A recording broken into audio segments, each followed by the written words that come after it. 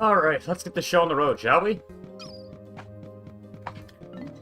So, we actually have quite a bit of work ahead of us before we can actually get started with bringing this game to a close. And that is knocking down those poison fences with their remaining 10 white Pikmin. I was saying, you know what, we don't need to invest in more white Pikmin, you know? That kind of did. So now first we're gonna want to get like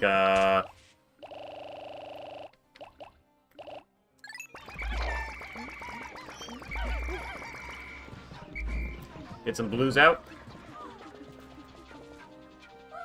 We're gonna have to get rid of that groink.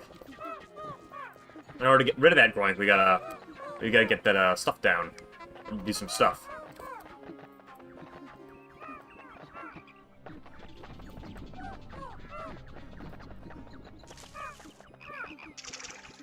First of all, we're gonna deal with this stuff.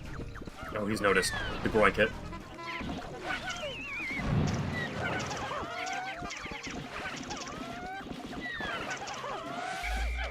Scatter.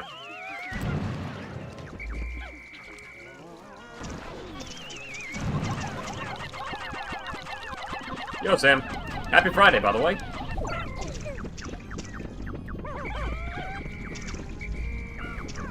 He's repositioning.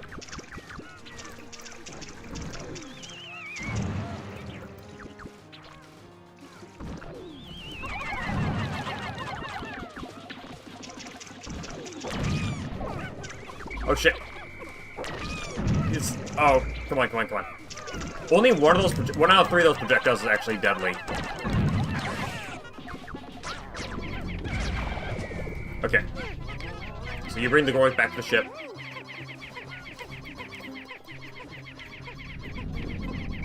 What do you mean you won't carry it back?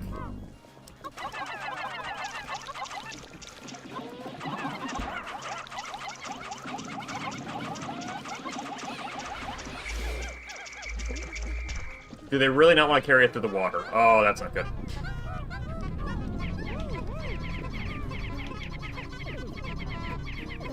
They want to get it. Guys?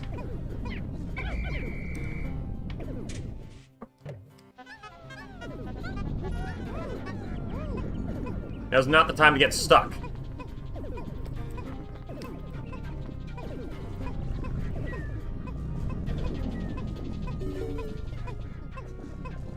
Oh my god, why? Why, you guys... I brought blues because you didn't have to worry about that.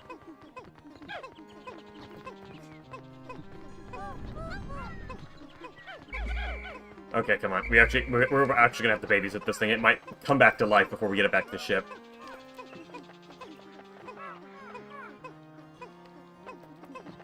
These things revive pretty fast, don't they? I kind of like the idea of of very deadly enemies that will come back to life if you don't, like, deal with them ASAP. They're not very well utilized in the underground because it's pretty easy to, like, just carry them back risk-free. I think if they put more of them in the overworld, they'd be a bit more threatening, like, this guy right here. Come on!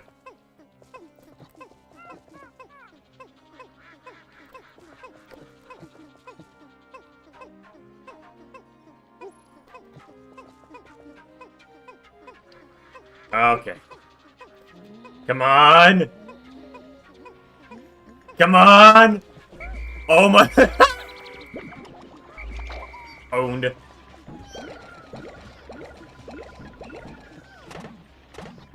Anyway, Sam, hope your Friday's going well. Admittedly, I am a wee bit on edge today, but, we chilling at least.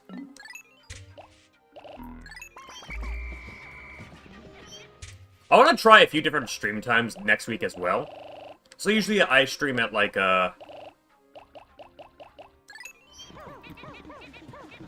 usually I like to stream around, like, 3 o'clock, like, 3 o'clock, Eastern Standard Time.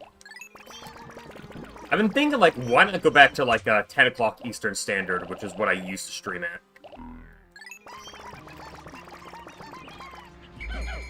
Okay, we got a nice squad here. I'm bringing this squad because I just want to, test something.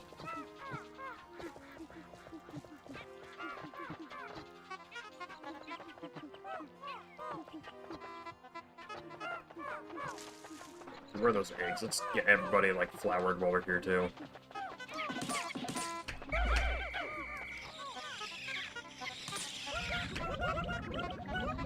Don't really want anyone left behind.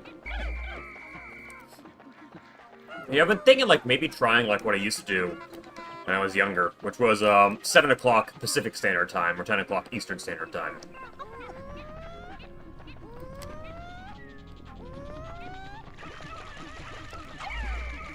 Come on, this way. It might work. It'll work a lot better with, like, work shifts for me in the long run if my shifts ever change. Because, like, right now, the only reason I can do these streams is because of how nice my work shifts are.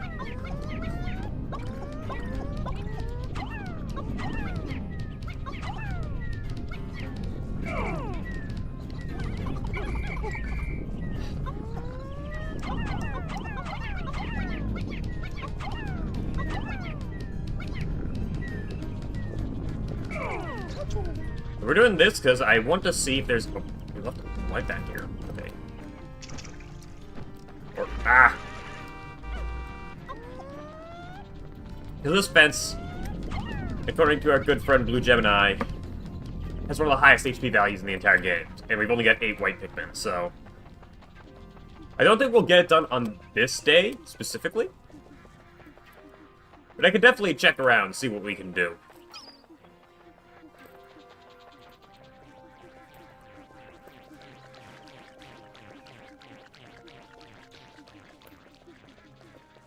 So right here, this leads to the Hole of Heroes, but I want to, like, have everything nice and set up.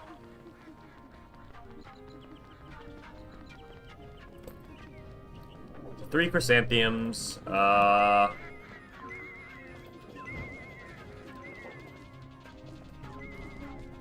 there's this path right here. Okay. So we can... Okay, so now that I know that. I was thinking, like, is there anything else we could do here? Hang on one moment.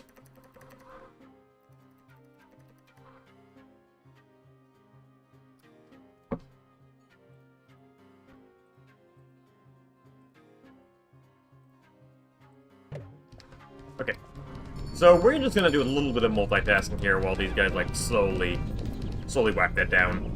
And I do mean very slowly.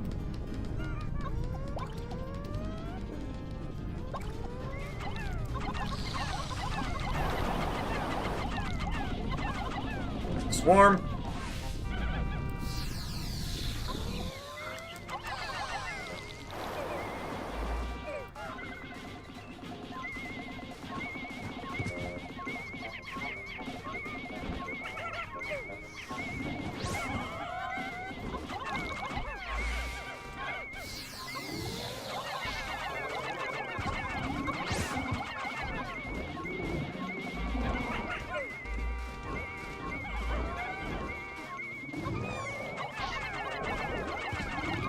Out that.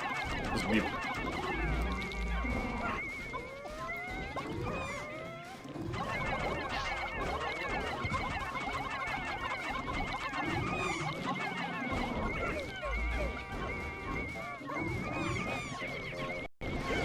I'll just brute force these guys down at this point. I'm playing safe. We got the numbers to do this. Oh my, he's giving a fair amount of pellets, too.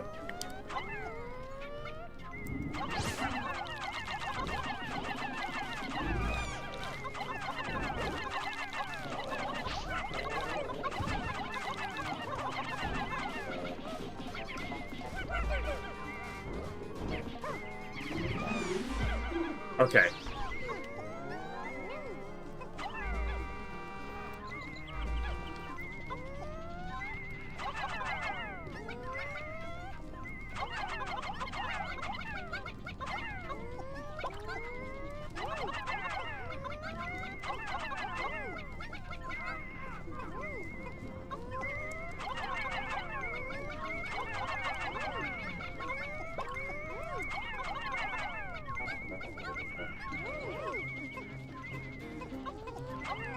And we can at least have some nice reinforcements while...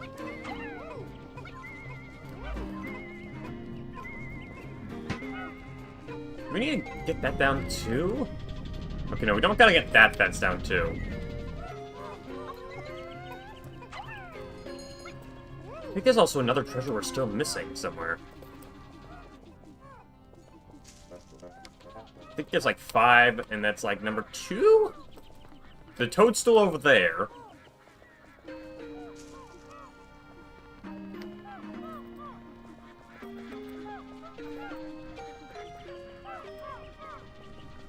So I see that mushroom there.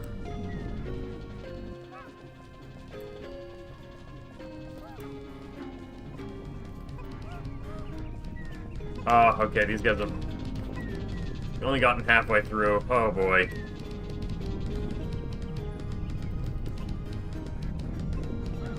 Almar, you can look at that. I'm just gonna like run around. See what I can see, like, because I could have sworn there's like we got the doomsday apparatus. Then we got that acorn, that's number 2. Then that mushroom's number 3, which leaves 2 more on the surface.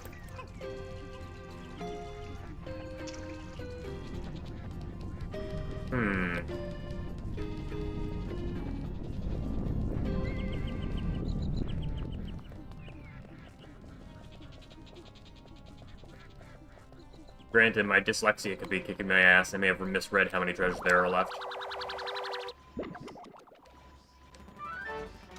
Nut. Yes!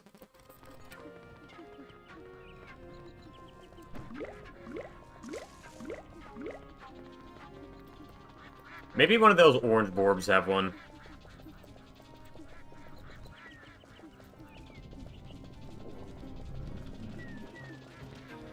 He's in the realm of possibility. Though again, I don't think we're gonna be getting any of that anytime soon.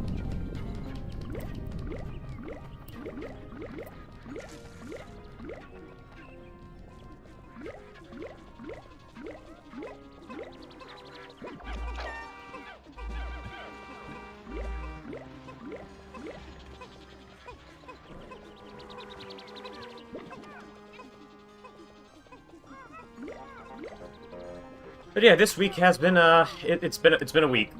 I can say that for sure. Apologies for not streaming Wednesday. I was really out of it Wednesday. Yeah, the worksheet and the work schedule and some pretty bad sleep did me in pretty bad. If I start working Wednesdays, then I'll definitely maybe I can save Wednesdays to be like the 10 o'clock streams and see if that'll work out.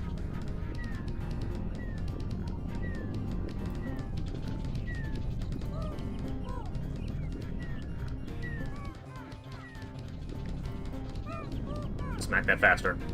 You gotta clear out these guys, the last surface treasures, and then we can take on the last 2 caves back to back. Oh dear. Took half a day of smacking to get that one fence down.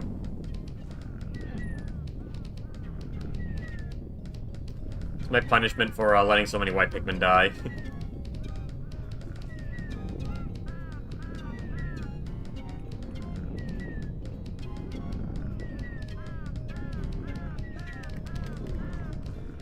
Oh, excuse me. I need some cola. Yeah, this fence ain't going down, is it?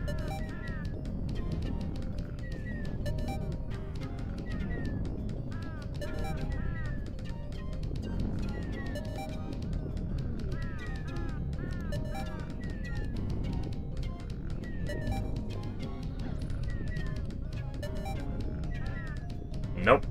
Damn.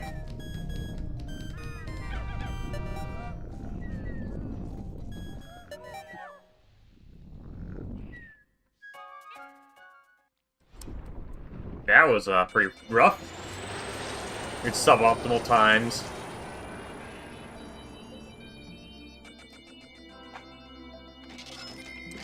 At least now I get to recheck the service report.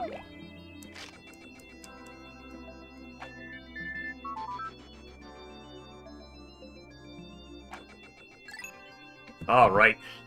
I feel like I might need like either cola or a bit of booze. Get my spirits up the trees, bro. Okay, 2 more. So there's a mushroom, and there's probably one of those in those there borbs.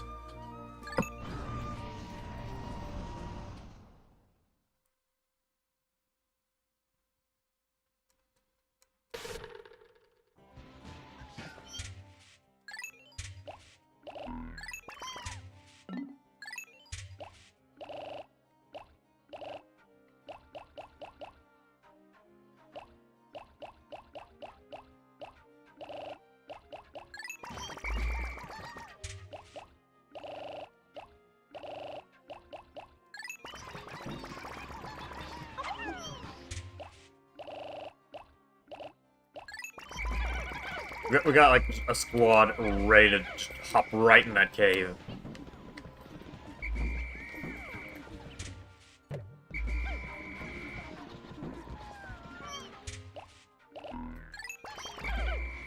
We are ready to roll. Blah.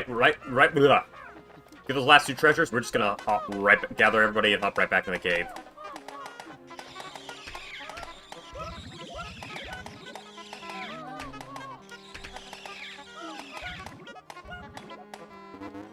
Sweet, we are ready to go.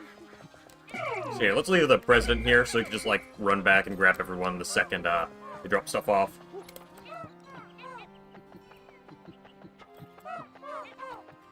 I think it, like, takes 2 to 3 days for monsters to respawn in this game, so we gotta pick up some legwork.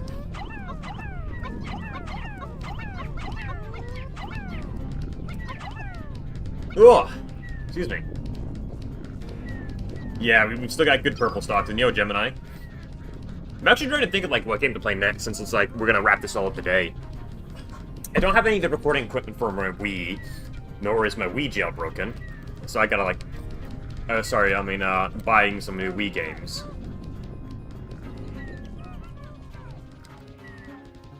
But yeah, I don't have the recording equipment for, like, any console games just yet. I do want to stray a little bit away from emulators. Part of me is thinking, like, why not do another Dark Souls 1 run? Because that's, like, tradition in this at this point. I give Dark Souls 1 a lot of credit for being just, like, infinitely replayable.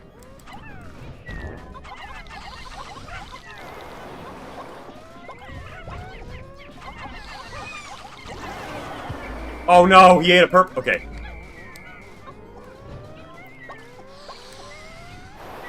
Right now, our white stocks are, like, doing pretty troublesome.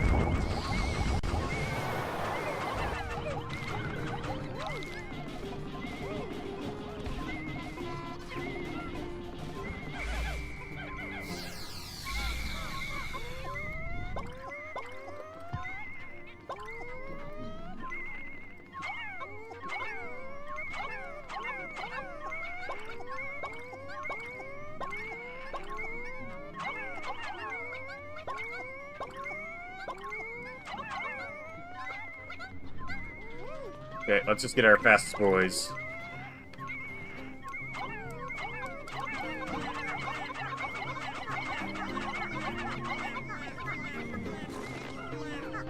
And that's the dream den. Okay.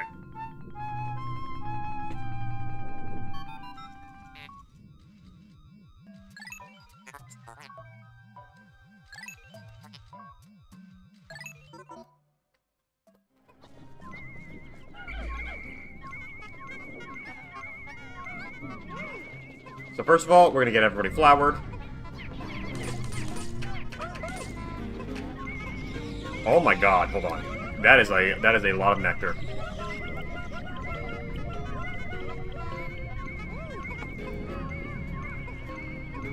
Ugh, excuse me. My nose is like... Ugh. So right now we are on a little bit of edge with our white Pikmin stalks. So we're probably gonna have to be a little bit cautious with them. Not sure how many would be absolutely necessary for, like, buried treasure or stuff like that, but we should still be cautious about that. Hopefully we'll find a few white, like, in the Hole of Heroes, we can find, like, some white candy pop buds, get some restocks. Oh my god, my nose. Hang tight, chat. I gotta blow this out.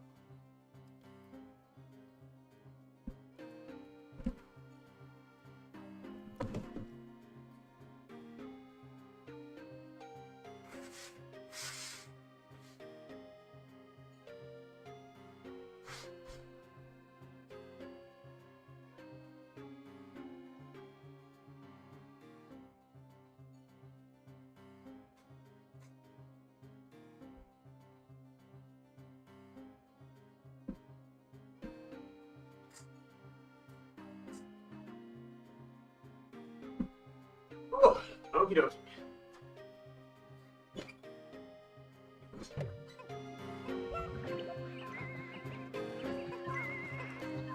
So yeah, I know the Hole of Heroes is probably going to be harder than the Dream Den, personally, but that's just because you got like, more of a test of endurance. I'm praying on God for some white Pikmin, though. Seed of Greed. A few extra yellows since we can, I guess.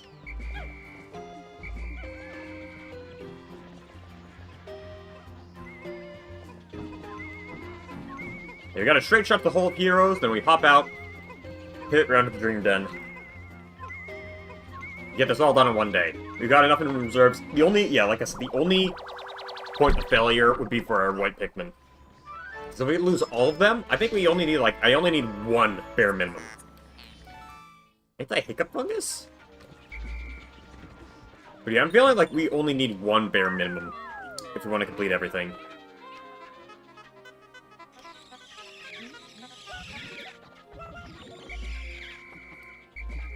Alright. Sorry, Blue, you're the runt, I guess.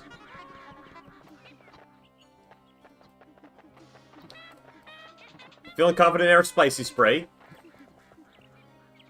And I remember, like, for the Dream Den in particular, the strategy for being the Titan Dweevil is just bringing 100 yellows, because I think they can just consistently reach the Dweevil, and they're the only guys who can't be instant killed by his stuff. But we're not going to do that. We're going to go in with a very well-balanced squad, like the devs intend.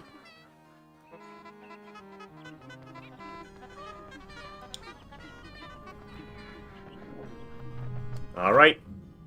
Holy Heroes, let's go.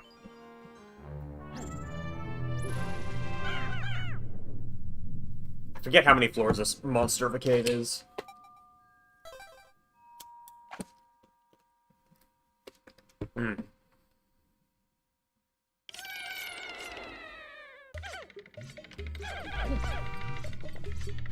Alright. Not looking too bad.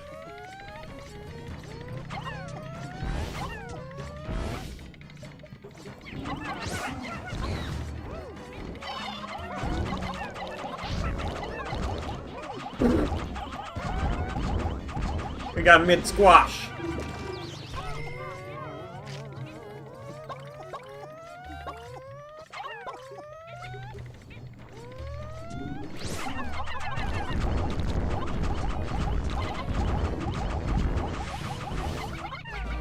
Okay, good.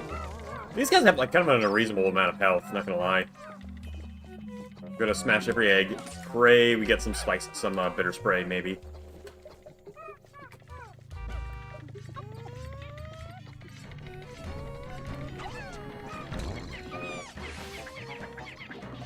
The part of me is, like, expecting this to, like, just throw a giant bomb at me or something. I'm not used to these caves, like, starting off easy. Oh, you know, it's just a board from the ceiling.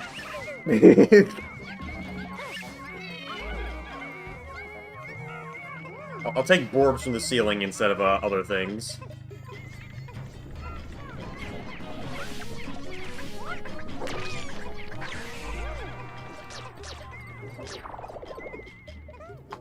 Yeah. I'm going nuts. Hold on.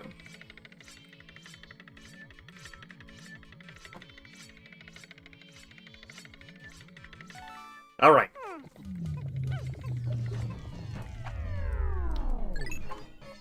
I do not feel very good after that first floor. That felt way too peaceful.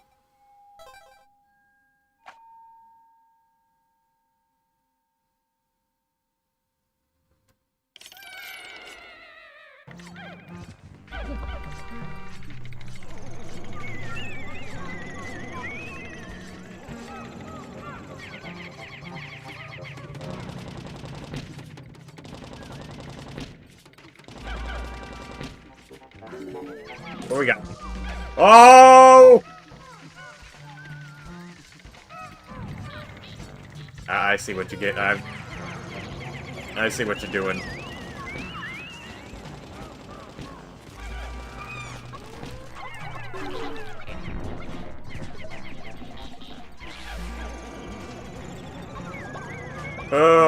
It really just tried to trick me there, bro.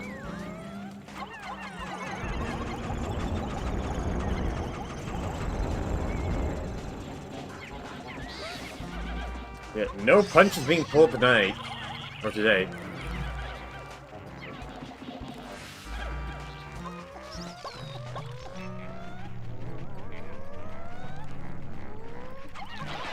Get these guys done first.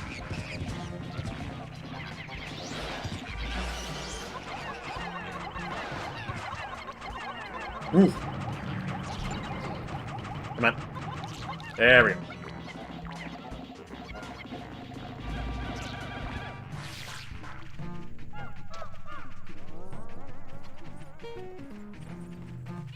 You just gotta remember, like, not to hold Pikmin when, like, not to hold Pikmin idly.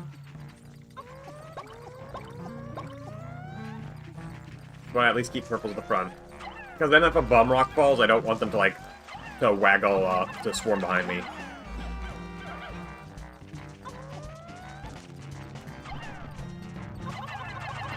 Okay. I'm gonna consider it like a stroke of luck. He was giving us a few favors.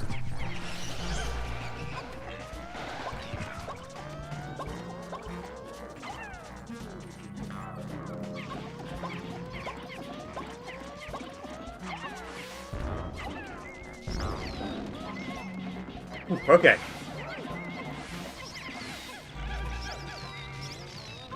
Everything significantly bad is dealt with.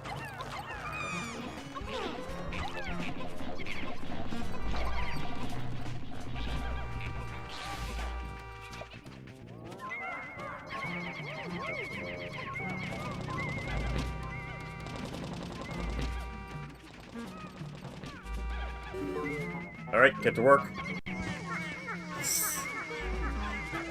Run! Oh, man. There is, like, a perfectly lenient amount of time on those bomb rocks. It's, like, short enough to be stressful, but long enough that, like, your guys won't die because of those distraction traps set up.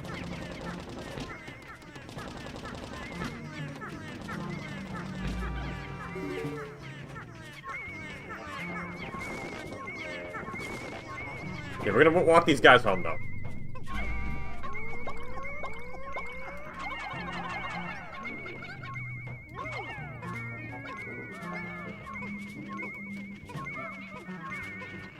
Don't worry, we're gonna watch it, guys. We're gonna watch it nice and close.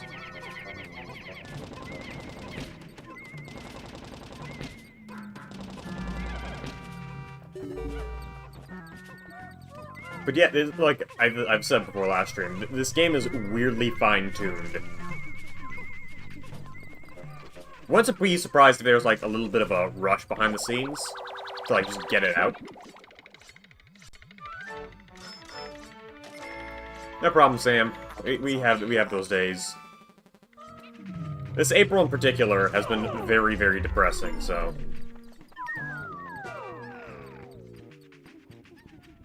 I don't blame many people for just being like, ah, whatever.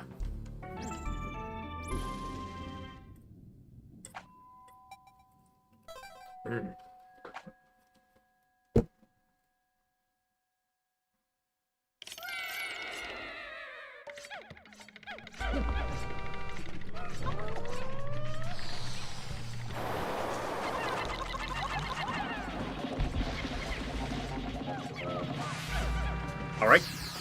Sweet. Lost nothing there.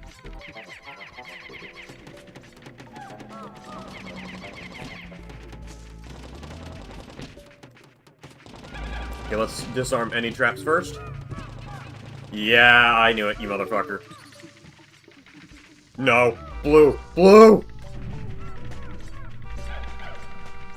Yeah, it's, like, designed well enough that, like, even if, like, your Pikmin trip by random chance, there's still just enough time for them to get away from, like, any, explosive threat or whatever.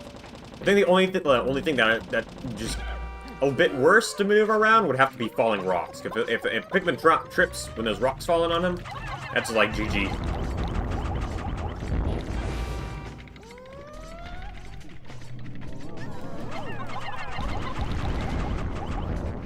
Oh my god.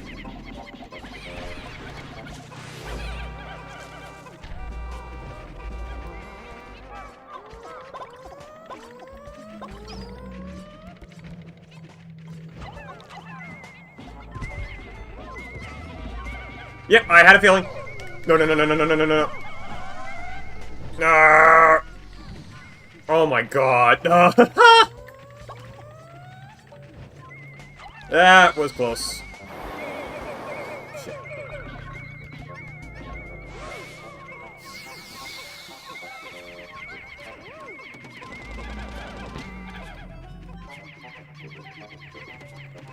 Yeah, but even still, like, this is me with, like, pretty good reaction times and gaming skills built up as an adult. I can see why, like, this gave kids PTSD. You gotta be very... Because it's lenient enough, but still scarily tight.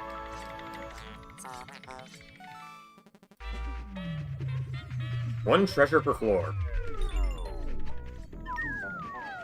Okay. I see what you're throwing out, game.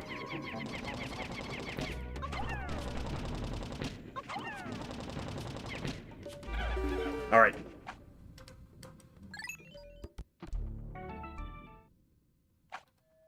Yeah, so far, so good. We haven't lost any Pikmin just yet. We're working around those bomb traps pretty...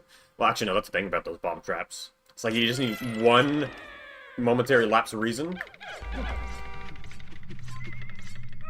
Oh, I do not like this. I had a feeling.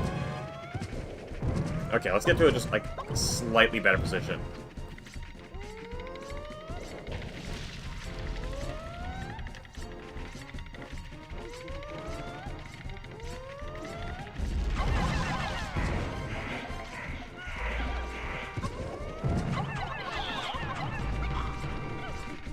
Scoop, scoop, scoop.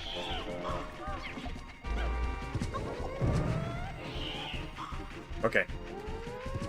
Like, something about the... Oh! I get this cave! I get what it's doing!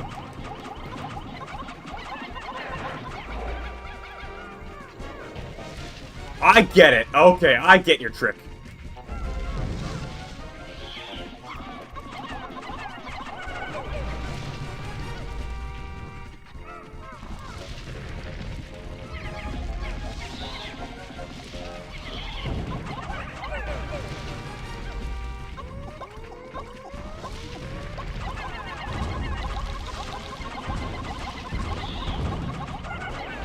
Okay. I get what it's trying to do.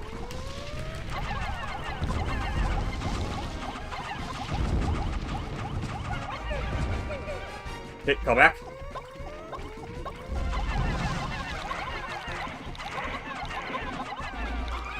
Oh!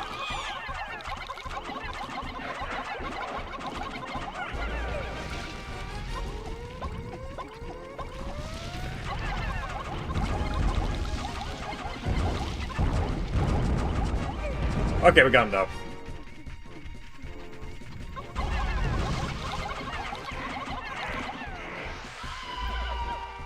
That is a devious pit, though. What's our numbers looking like? Yeah, it looks like we lost some blues and yellows. Dude, but we got a golden coin! A doubloon! That is an evil setup, though, still. I was like trying to maneuver, I was like, oh, I get it. Try to walk out of the pit and get slowed down, and the guy just will follow you and pick you off. $1,000!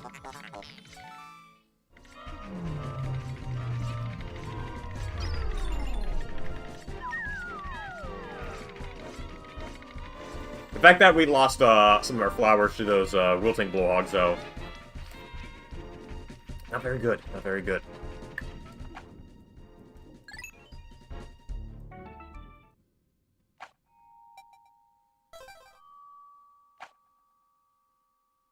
Yeah, I like this giant bread bug in the stream overlay. I'm thinking he'll become a permanent resident. Oh, there's actually break floors here. Oh.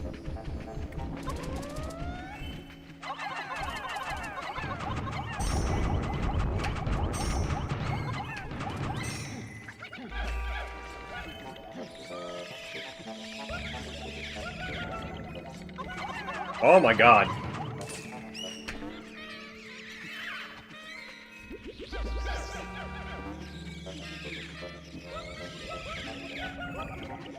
My gut says we need more blues, though.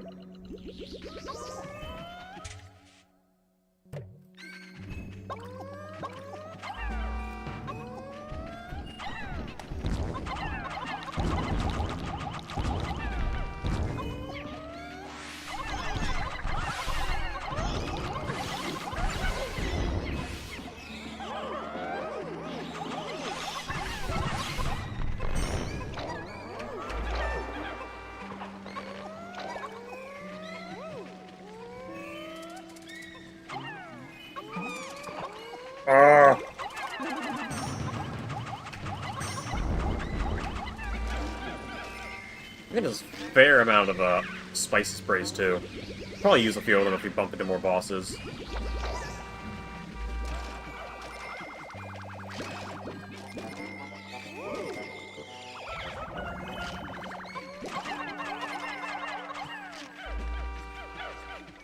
we got any leaves, let's just oh.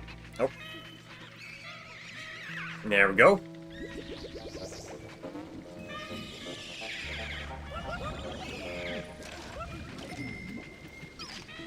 No treasures here, we're all good. Okay, let's continue.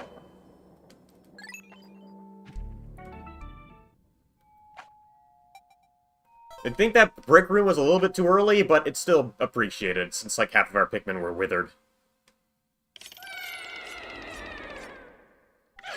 Remember how I said I had a gut feeling we might need a few blues? Something like just didn't feel right.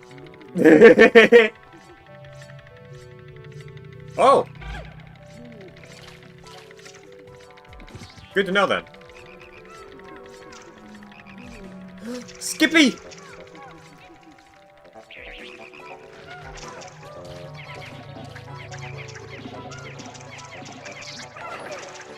Whoa, whoa, whoa, hold up. What the heck was that? Look, do we get subscriber pop-ups? Give me a second, I gotta... Either way, if you're watching the stream, thanks for subscribing. He's probably here for Asgornals, though. Let me just disable those real quick.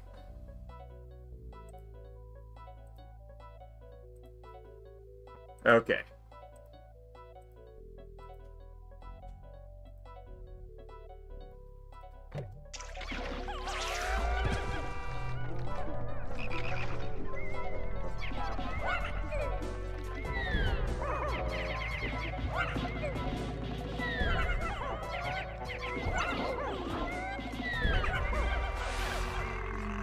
Let's get Skippy.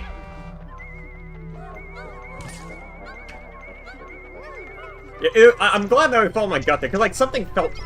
Maybe it was, like, just my 5-year-old me saying it's like, hey, you know? It's probably gonna be, like, a lot of blue... You're probably gonna need a lot of blues for this floor, you know? Please.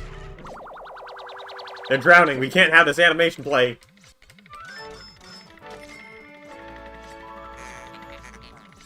Nutrient silo.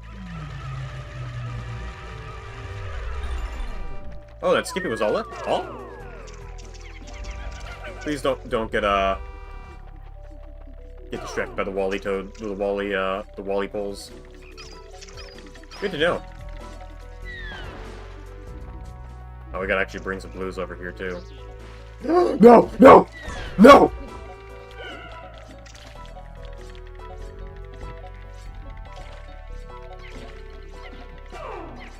What an SOB! What? Literally showed up to smash those purples, then walked away. Oh, he took the tax. He literally showed up to take his due, to take a toll.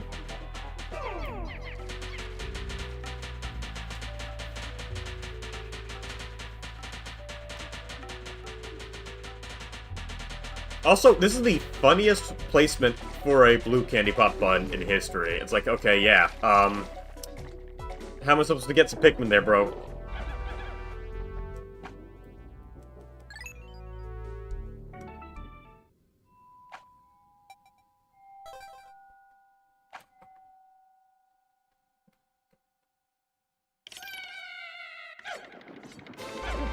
Is that him? Wait. Oh! Oh, evil. Evil.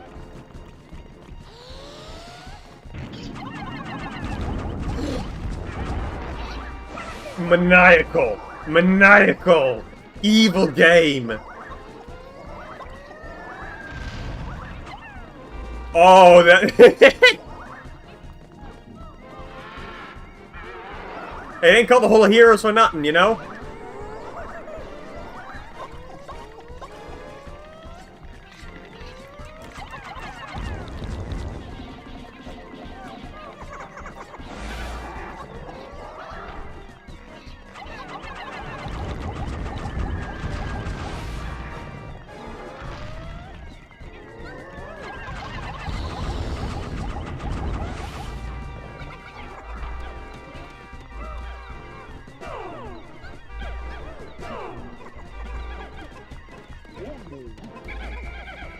Okay.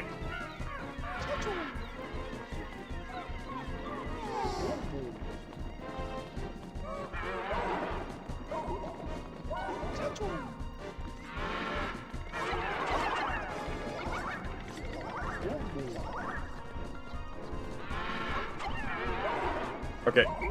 Let's go back to our old safer strategy. We'll give someone, like, all the Pikmin, so we can safely cut around instead of splitting.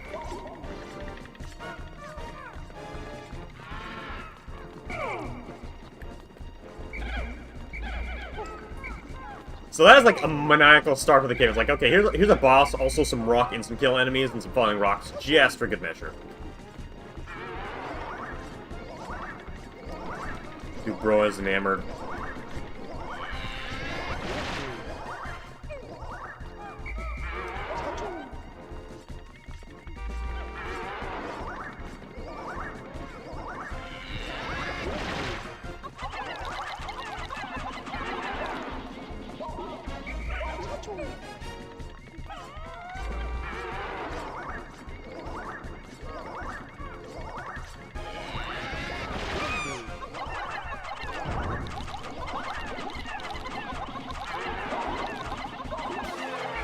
Nice! Oh!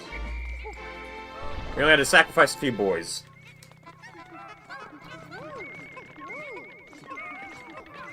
But yeah, wow. Stressful. Throws you down, you hit with Toady Bloister, then it's like... Oh, sorry, the Ranging Bloister, not the Toady. Ranging Bloisters. Like, here's some cannon beetles, too. And some falling rocks.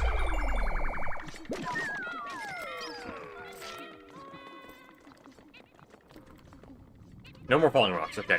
I was expecting a few more.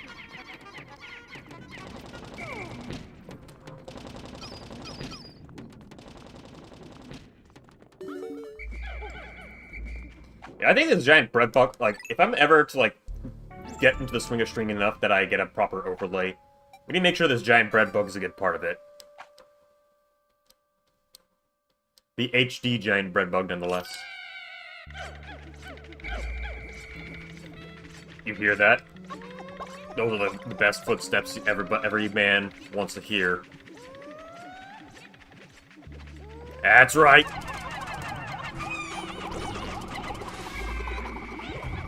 I say as I feed him some tribute.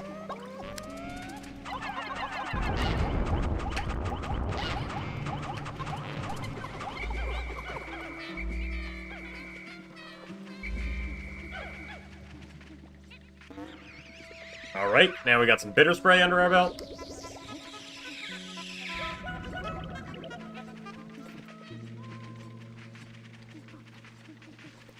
I'm so sad Bulbman did not return. Just look at them. It just reminds me of that, like... I kind of like that feeling of outsiders looking, like, inside. There was this one post which was like, Pikmin fans are like, oh my god, they brought him back, and it's just this, and just a photo of a very, very low-res Bulbman. I am a bit concerned about our, white Pikmin stocks, however. I'm really hoping we get some, like, white candy pop buds.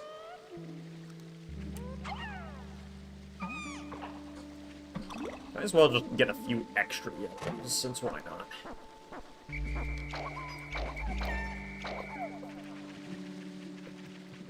If we can afford to top out, we should probably top out.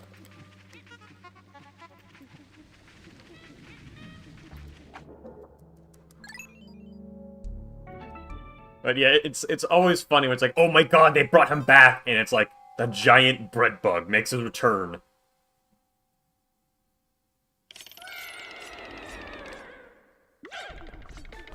Oh dear. Oh, he's coming. He's coming. Oh, he's coming. This is not good. We're just farting and swarming.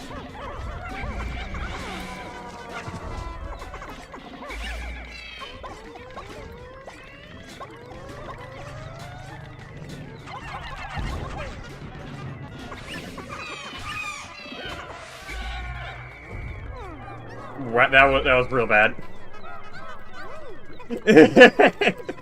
I mean, the answer was kind of intense.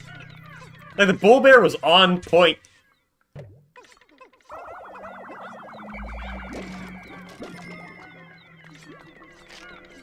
That bull bear was taking out prisoners.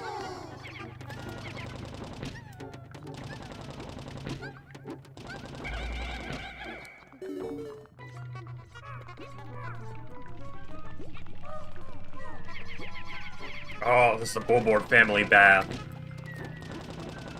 And breadbug family bath, if you know your lore. Actually, no, those are some true baby bullboards.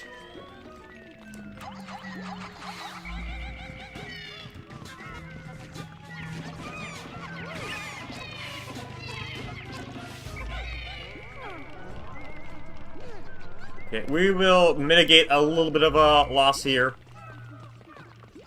Let's be a bit smart about this.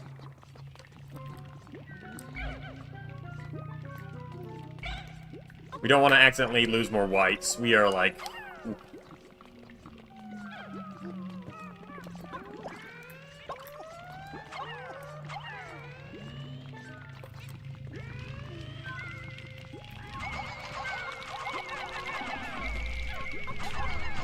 Oh!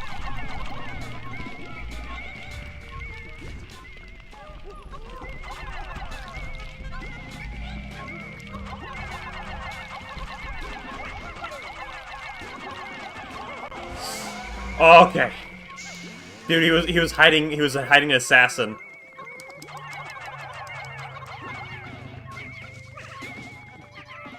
Okay, yeah, this is like the Bulborb sampler platter floor.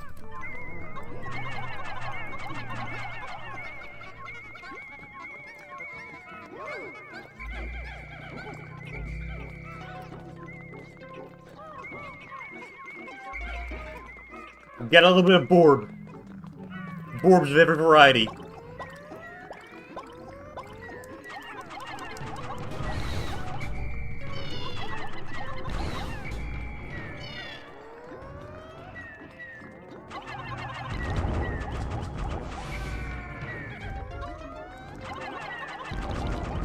Yeah, that's a really noticeable point where you can kind of tell how the hairy Bulborb has less health than the red Bulborb.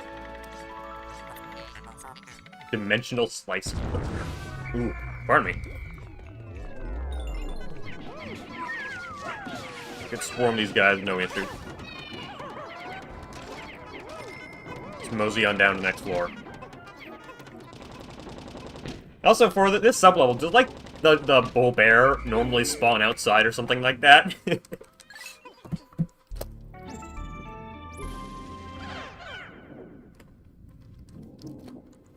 You know what, that also double reminds me. For a lot of GameCube games, you kind of got some, like, spiritual successors, like, made in the indie scene. Are there any indie spiritual successors to Pikmin out there at all? Oh. Dude. He's scheming.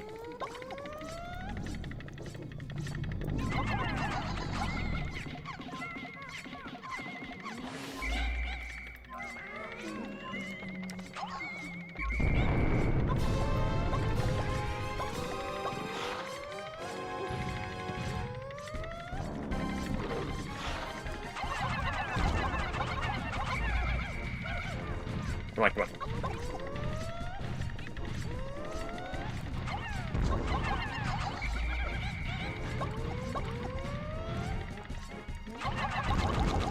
Get the stun. Oh god, no, no, no, no.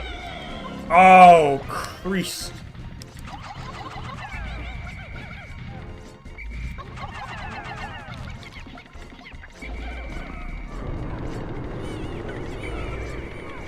Oh no! He summoned reinforcements!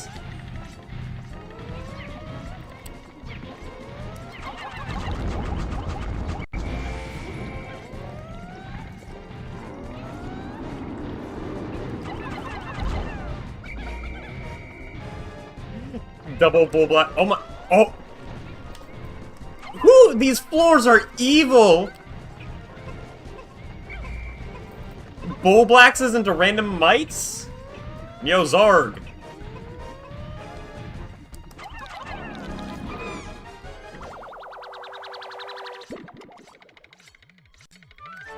And that's a Rob block.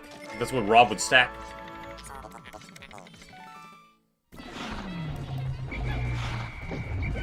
Okay, let's not lose any more. I accidentally got a bunch of crush there. What's our count? Yeah, we lost quite a few perps. Oh my god, we're almost out of whites.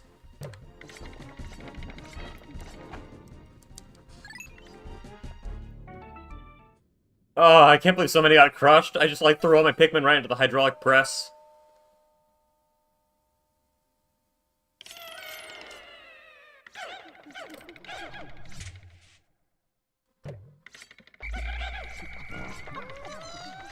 Yay!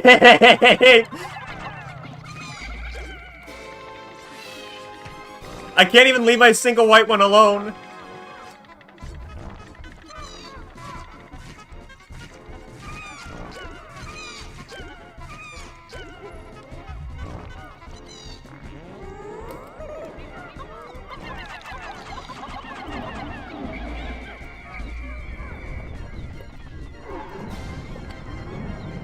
Kill your children. Kill your children. What? What? What? What? She can do that! She can do that! No!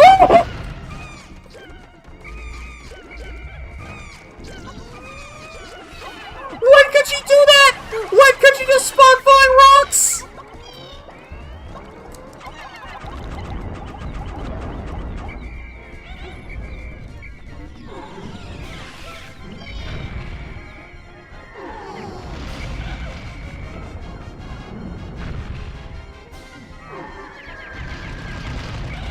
That's so mean!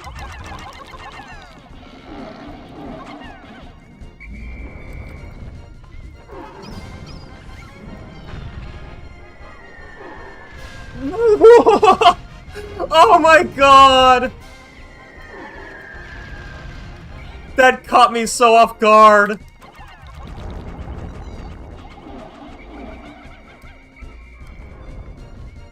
That is so mean!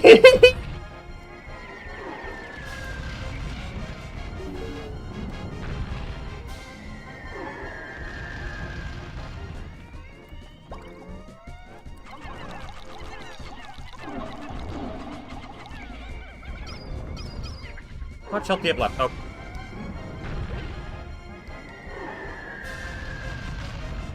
That is maniacal!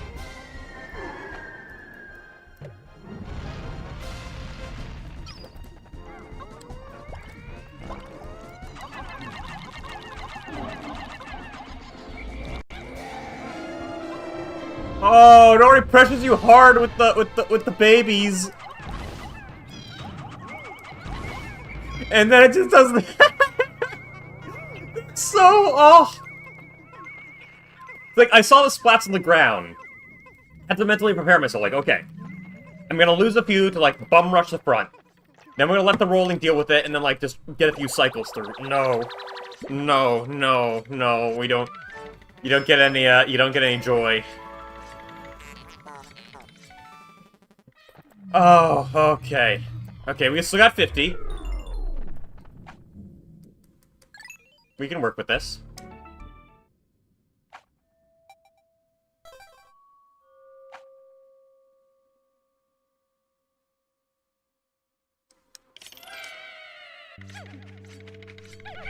Okay.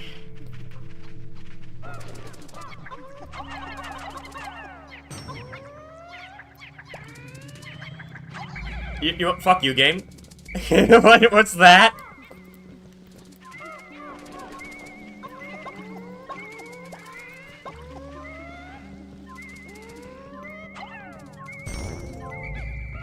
The only peaceful floor where it's easy to die.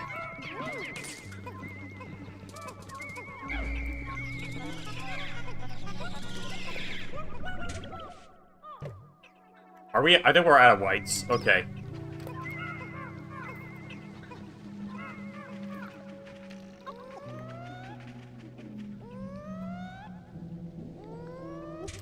Hold on one second.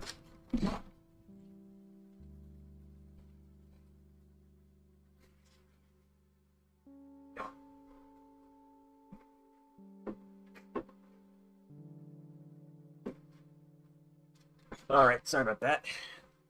Oh.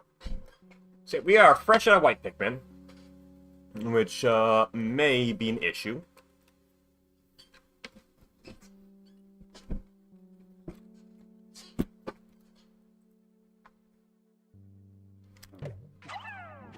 Oh! Okay, I was hoping for some reds.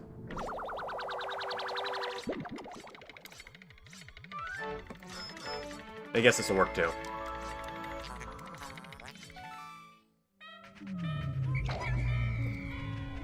Alright.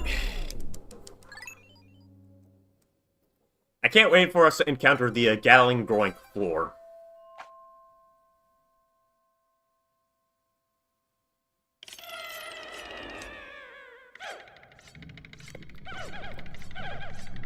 You son of a... You... Game!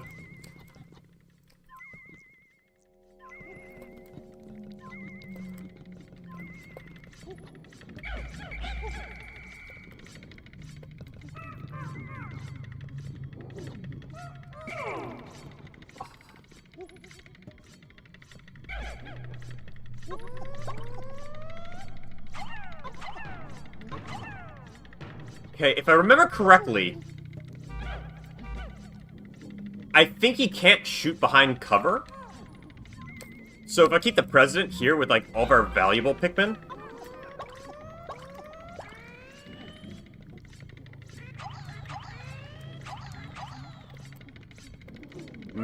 I don't...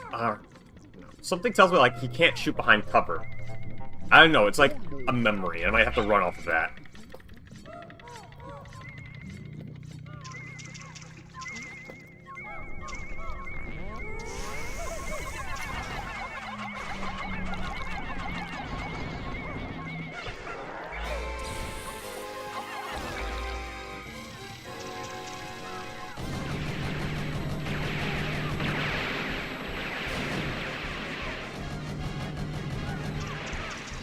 Okay.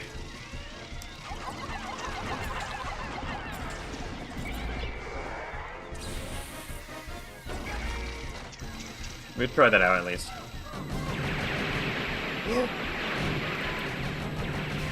He can't! Pikmin is now a cover shooter.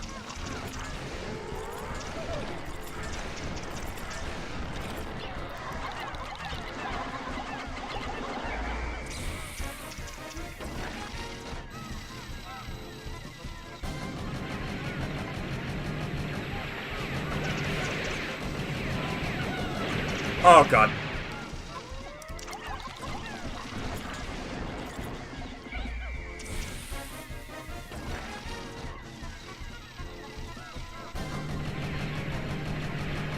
Okay.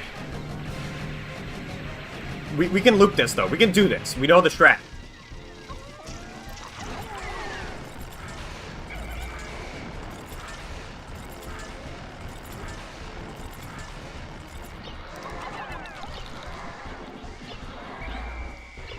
There's an issue. I have discovered a small issue. We might not have enough blues to carry out the treasure. So we're gonna have to actually lure him over, wait till he gets to dry land. Yeah, I'm thinking, like, we'll have to lure him over to dry land. Because we need to carry that treasure.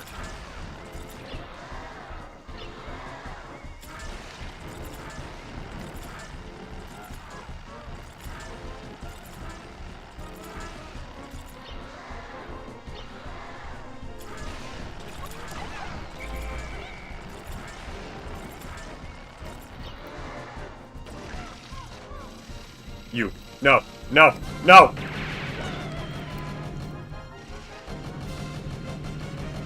Yeah, I think this is a bust.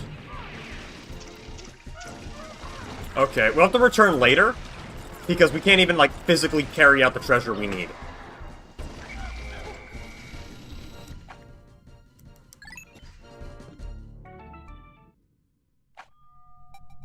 We got a strategy from him at least, but oh my god, I have no clue how the hell you're supposed to outmaneuver him. That gun feels so erratic.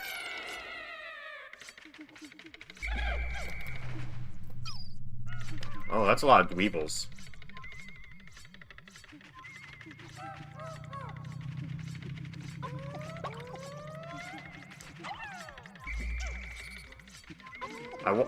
This smells like a daddy long legs.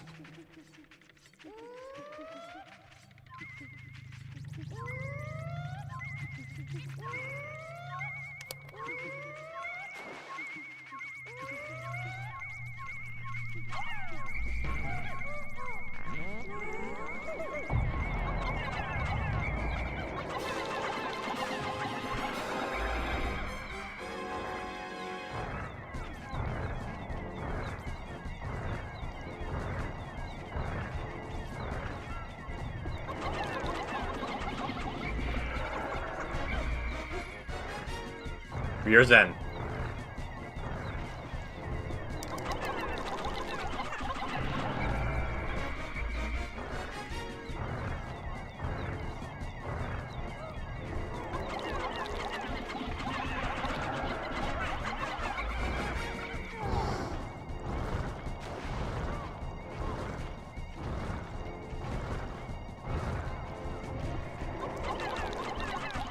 We are Zen!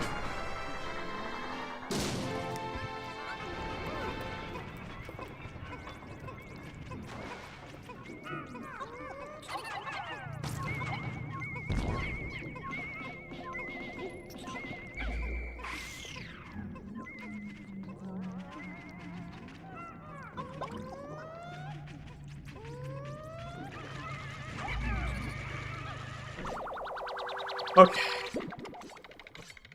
I know the bottom of this one is the Raging Long Legs.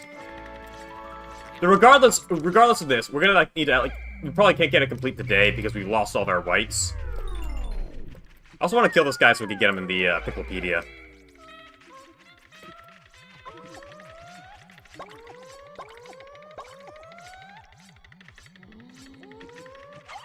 We lost all of our Bulbman too. That's the most tragic part about this.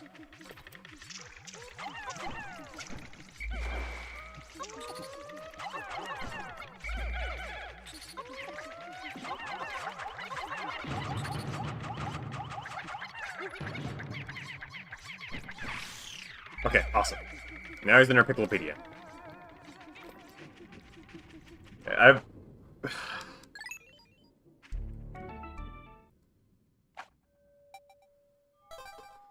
oh my god.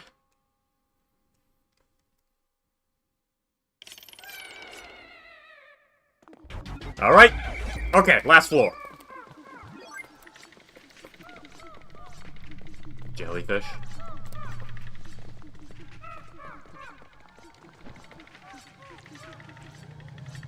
When were the jellyfish in this floor? Okay, we can play it safe.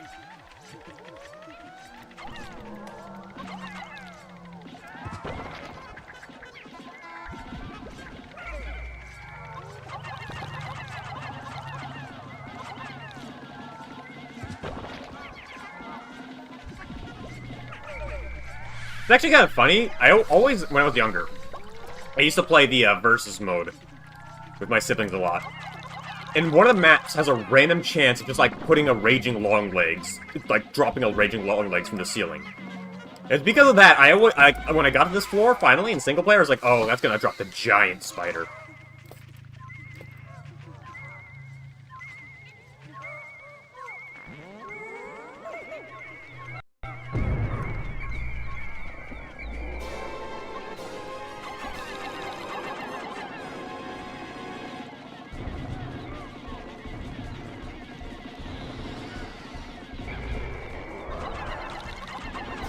Oh, he's raging.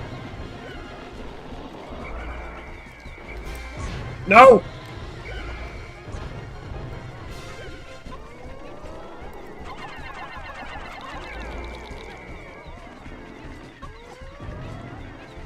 That jellyfish is in the way, too.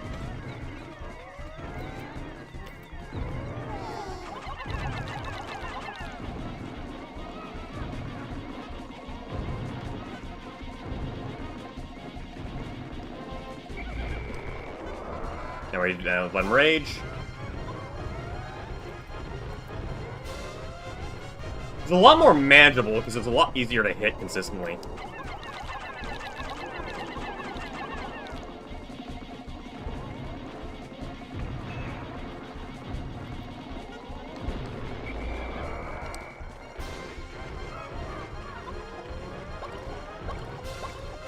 The multiplayer in this game is also gas.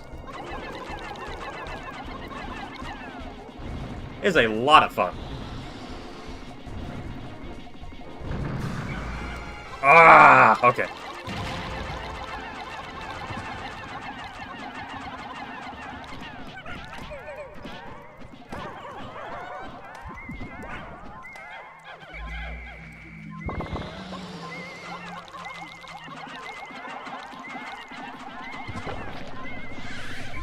Okay, so at least we know our strategy for being the man at leg, so we're just gonna return with like 100 blues.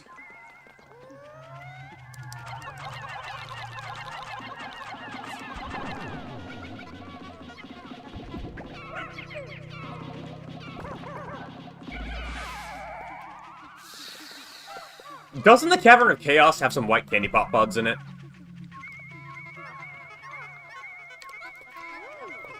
Because, theoretically, we probably don't even need to, like, fly away to do a quick restock day. We could hit the Cavern of Chaos, get some white candy pop buds, and then just hop straight towards the Dream Den.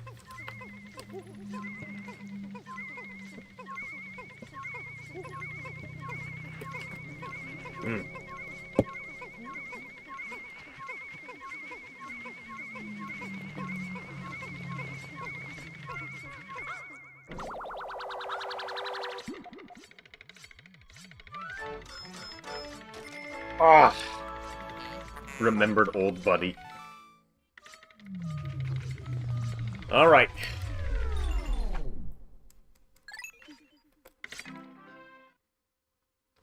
Just missed one from that foul demon. I don't get it. I don't get...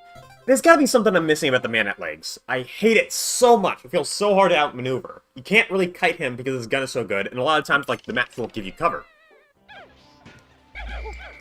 Alright, so we are going to... Purple stocks have died dramatically. We're still good enough everywhere else.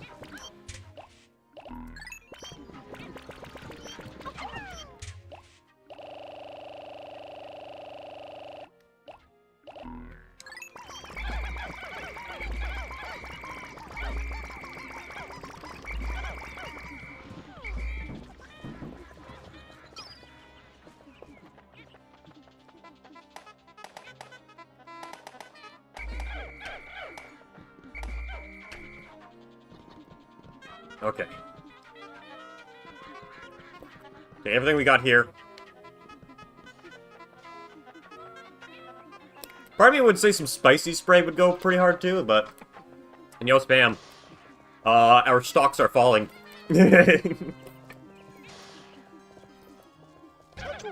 What the heck is, Mr. President's name? I was gonna make a tariff joke about how he put tariff jokes on PNF 409. Causing our Pikmin stocks to crash, but, you know. One white candy pop. Okay. That's more than enough. We only need 5.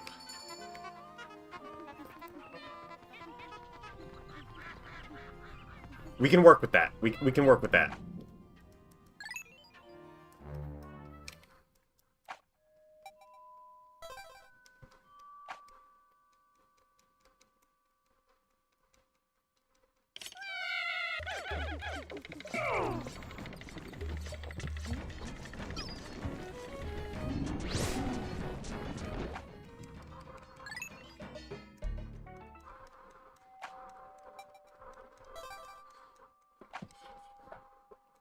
Okay, so yeah, we'll probably... Okay, so we'll set up the Mr. President with a half of our, like... Say half of our Pikmin as insurance.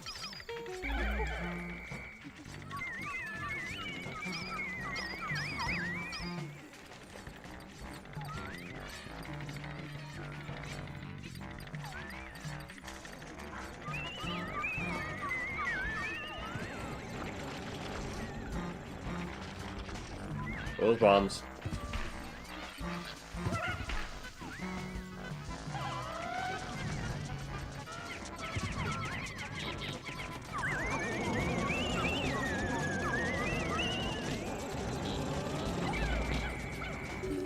I always call him like President Chochum when I was like, because that's like what he fucking says when French. Pardon my French. That's what he says whenever you swap to him. Yeah, Chacho. Exactly.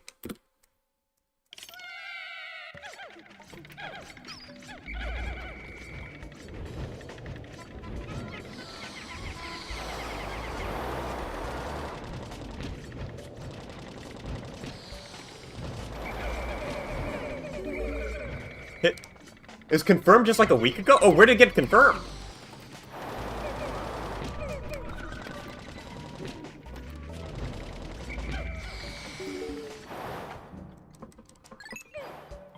This game's extra. You can't just like blitz through it. You actually have to like knock down some walls or some seals if you actually want to descend. Now I realize that makes it kind of screwed up. Messed up because it's like there's a state where it's just like you get screwed if you don't have any blue Pikmin when you get down to that blue floor by like bad luck or whatever. The Nintendo Today app. Oh man, I can't. I'm just more surprised that they're like still giving out like Pikmin facts, you know?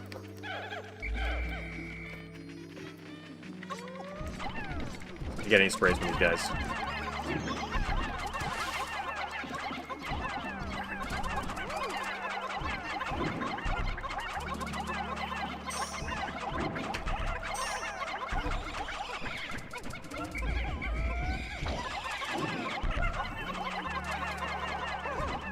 Get like any sprays from these guys.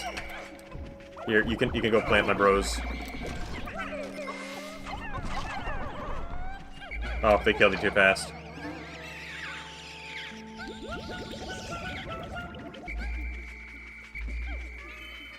From what I've seen, like I said, I kind of disagree with Pikmin 4, like how much more simple it goes. I can kind of understand why. Oh man, I don't want to turn this into a Nintendo rant. Nintendo makes it... Nintendo, you're hard to love, but you're also hard to hate. I think that's the best way to describe them, you know?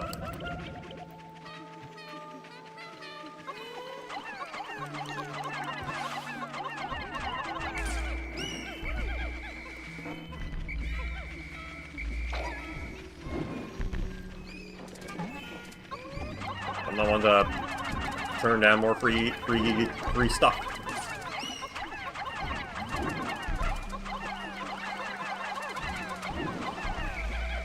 Maybe during the night I can, like... I really gotta get, like, the programmable swear jar widget up and running.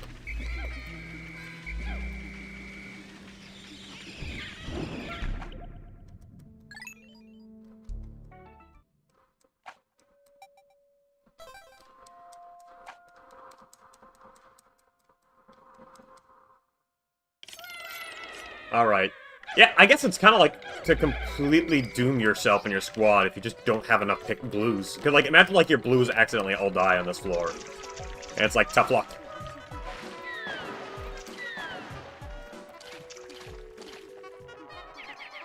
You can't open a... I guess there... Okay, you know, there's the blue candy pop bud.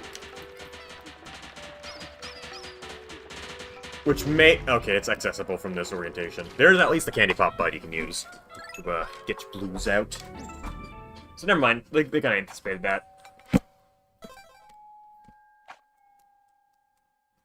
But yeah, I think I said before...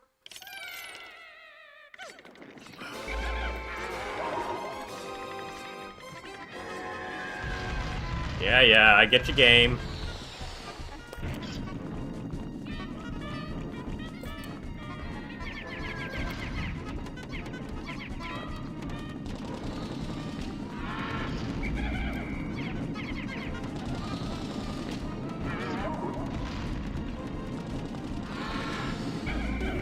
Oh! There we go. But if they were to re-add caves, I think they should add, like... go with quality over quantity. Make the caves, like, really deep and complex with, like, branching paths, but also make it, like, an actual expedition when you gotta explore those caves. I think it would be a very good route to go for. It'd spice things up. It'd spice things up a bit. Bulbs!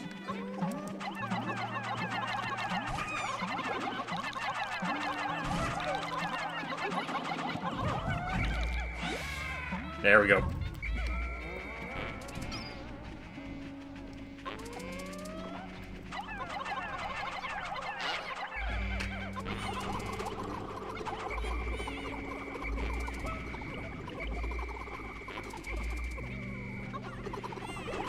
That's a persistent fart. Oh my god! No! Is it just me, or does poison make them, like, run away way further compared to, like, every other status effect? Other than electricity, of course. I mean, you can't run away if you're just dead.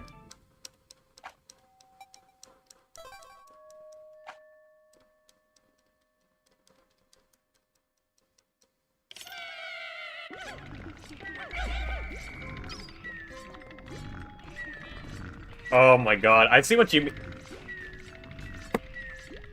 Dude woke up the bulb.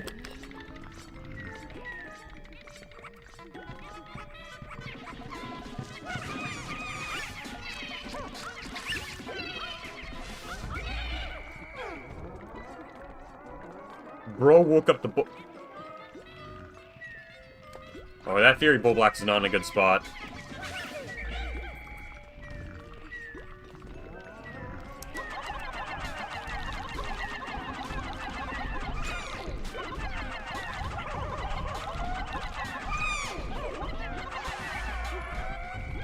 Yeah, admittedly, I am playing this pretty oh, dude.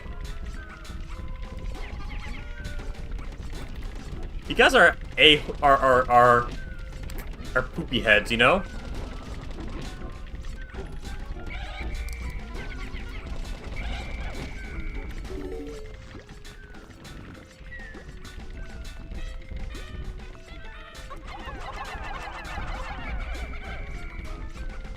Oh my god. Yeah, we can't even, like, blitz past them because the Fury Bulblax is in the way.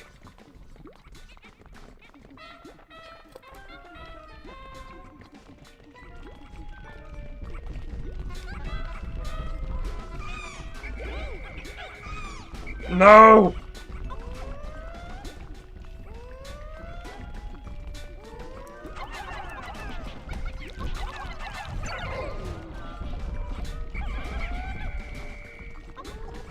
Oh, he's confused.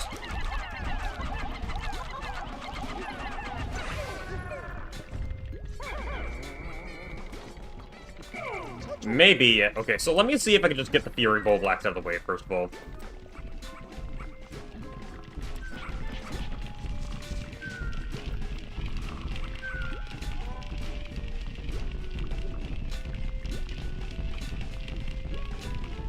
The issue is still that fence.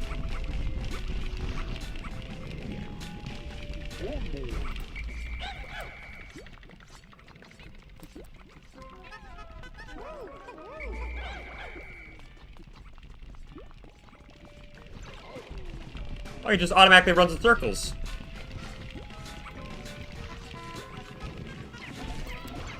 Distract him out, Presidente. I didn't know they did that! What?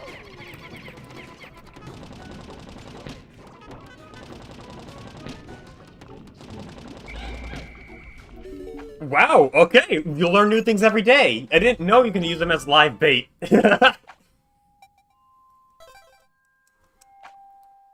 I am pleasantly surprised.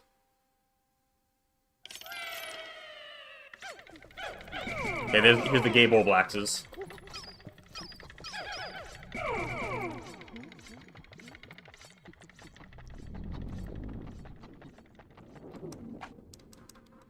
But yeah, I didn't know that.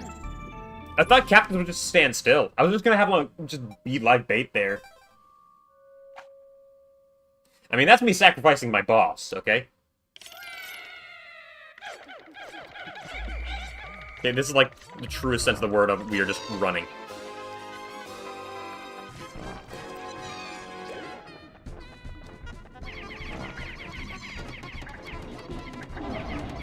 No. Who aggroed him? Who aggroed her? Who aggroed her? We're running!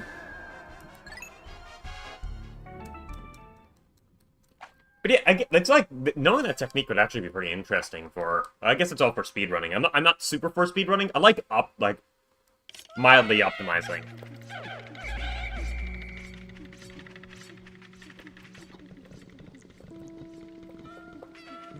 Okay, so let's get the blue candy pop. Let's get some extra blues.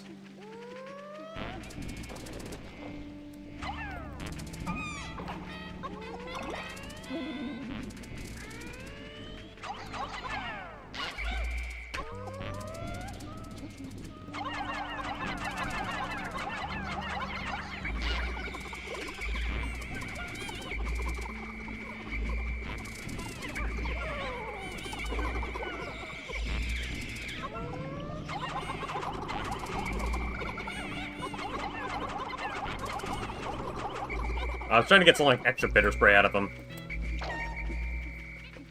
Okay, but at least we got one bitter spray, so... Opening is, we're gonna fart, bitter spray, burst him down.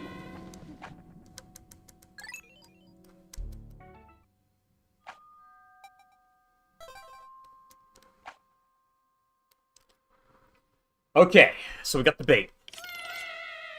Gotta stay in his stupid water nest.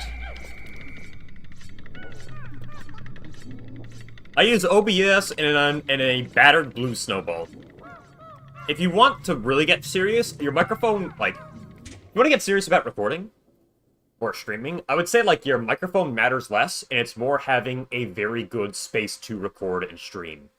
Because, you know, you can get a really nice microphone, but that really nice microphone won't matter if you hear people, like, dropping plates upstairs or cups outside every couple of minutes.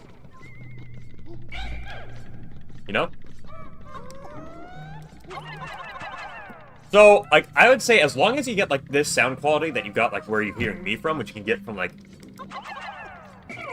a blue snowball or whatever, like, I think that's fine. If you remember my, old microphone setup, how crusty that was because I used a really bad USB mic. So as long as you aren't using something low quality like that.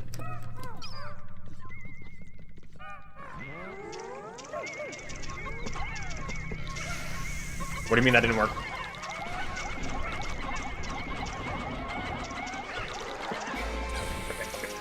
Okay. We got this.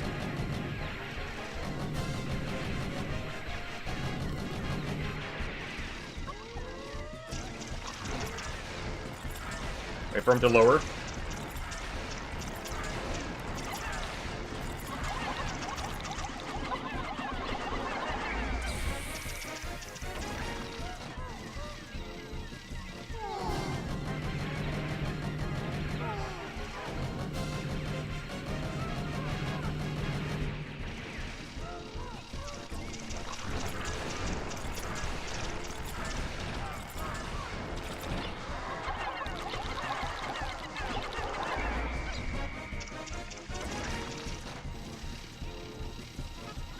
No.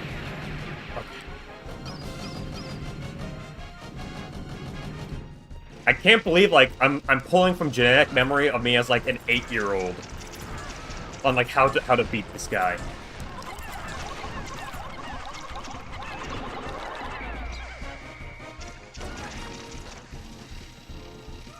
No!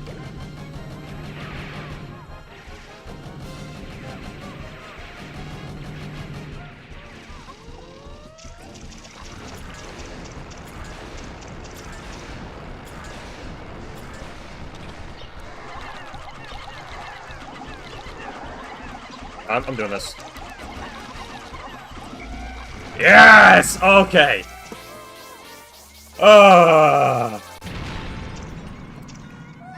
Go to hell. Oh my god.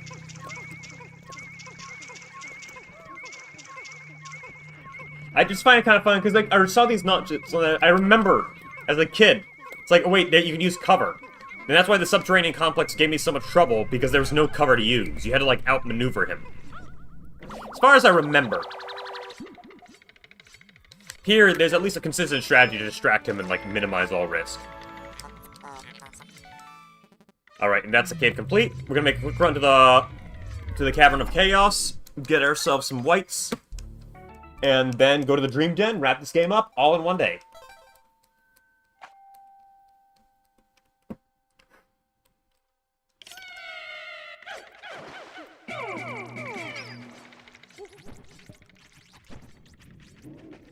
The only thing I have not gotten is, like, a yellow candy pop bud. I think that's the only thing that's missing from the Piccolopedia.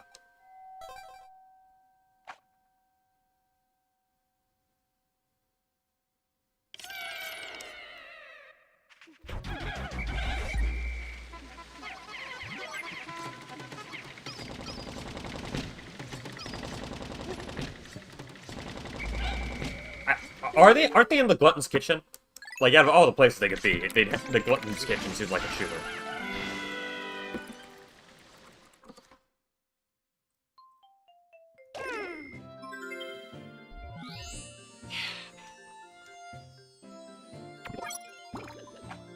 So, I'll at least admit, these caves are, I think, the only thing I think was actually, like, genuine evil was the sudden rocks falling from the Empress Bullblacks.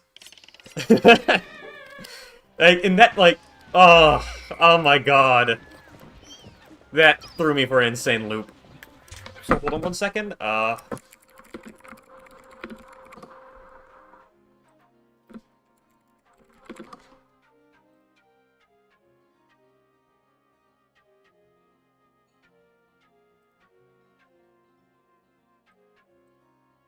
Other than that, I think all these caves are, like, really, really good endgame challenges. Like, even for, like, me, who's, like... I wouldn't say I'm a Pikmin expert, but I say, like, I'm pretty seasoned at the game, you know? That's maniacal. That's, like, that's so maniacal.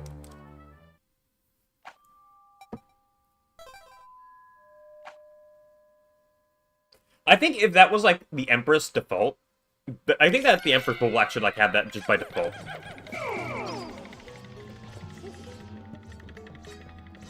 That is the exit. It's over here. If you had that default, like, that would make her a bit more challenging as a boss, but it's like to throw her in right at the last stretch, like, the very end of the game. It's like, hey, guess what? New mechanic to the boss you fought for the third time.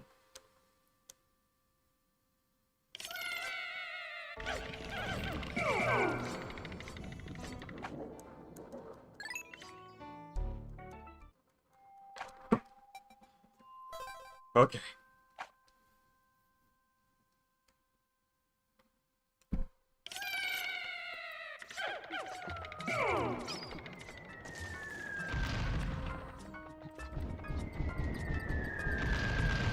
I actually talked with one of my friends a little bit more about my playthrough, who's a big Pikmin fan.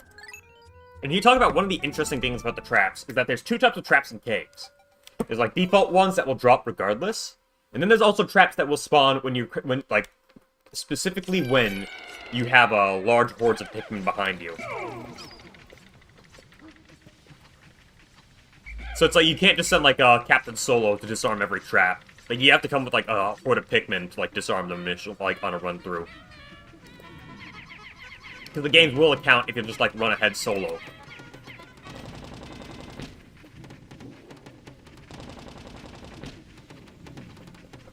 Okay, whites should be down here.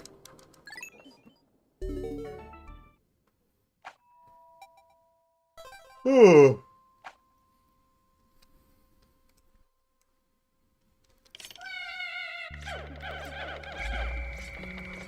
You know, we are here, so...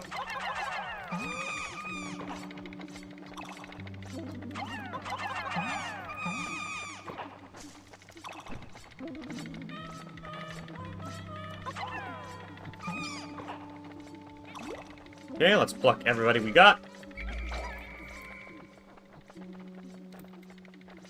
I think that's really neat. There's always keeps things. I really like it when devs just keep things that like there's no dominant strategy, and they like have forethought. Like, hey, what if the player does this? And like, you know, we can do this to counteract the player.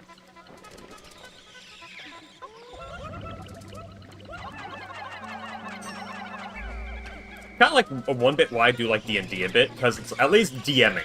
Because when you're DMing, you're like game design is just that where you have to like constantly anticipate the next move of the player and design interesting mechanics. You're just like in a never-ending game of mailbox chess with the player, trying to anticipate what they could possibly do and how you can make it interesting for them to try and like work around what tricks you plan. Pikmin 2 just does a pretty good job, because it's just so varied.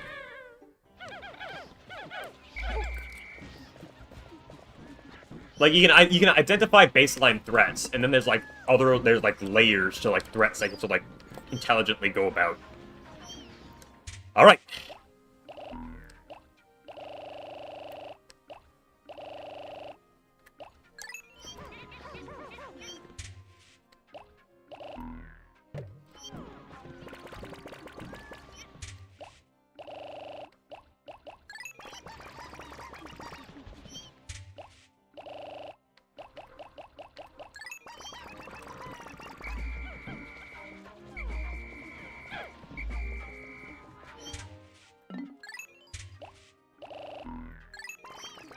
We've got a pretty good number. Let's just get these guys all flowered up before we descend.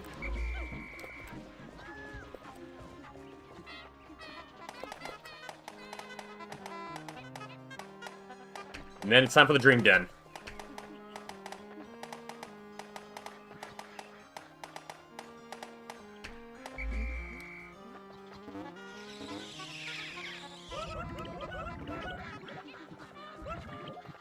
It's kind of interesting that way. I'm not sure how many devs take into account. Like, I wonder if even back then devs took that into account. Granted, like, nowadays, it's a given where eventually your game is going to be, like, broken down at a mechanical level just by players with experimentation. Like, with basic cause and effect experimentation. Or... I always wonder if, like, devs, like, back then would design, like, basically, like, you know, players will eventually figure out how our bag of tricks work. How are we gonna design around that? Game!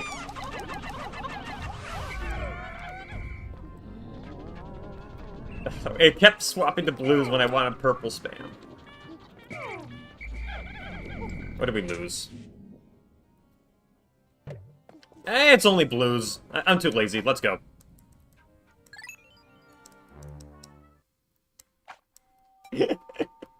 Watch this backfire horribly.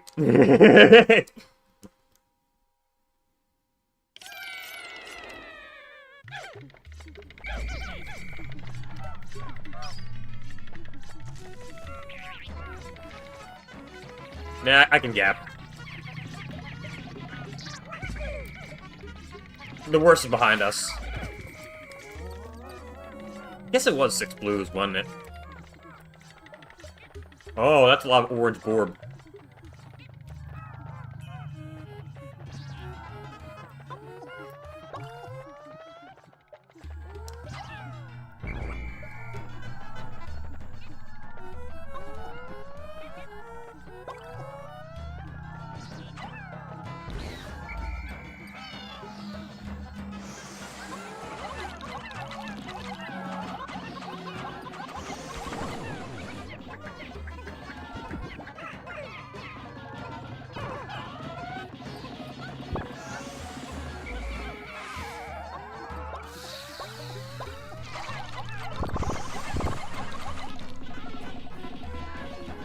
Oh, look at that.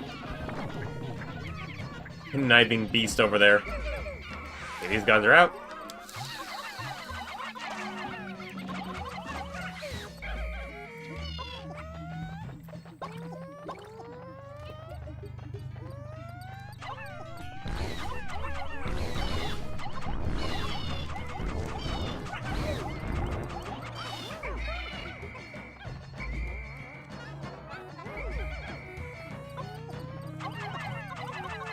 We're gonna see who has the last laugh when I, like, when I'm 1 or 2 blues short of, like, getting a treasure and some water.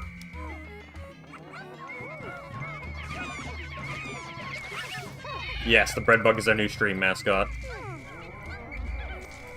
Yeah, everybody like those VTubers. Where's the bread bug VTuber, huh?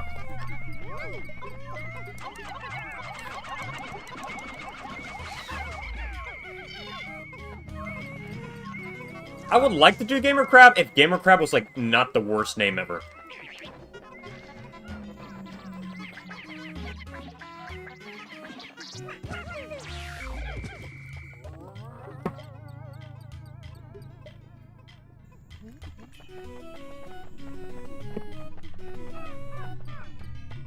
So for now, we get the bread bug.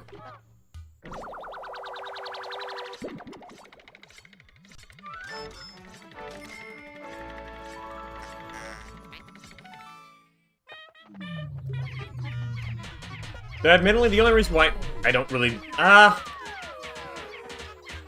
guess having the VTuber avatar does, like, stimulate that Subway Surfers part of the brain. Maybe instead of a VTuber avatar, I could have, like, a bread bug cam. Live bread bug watch.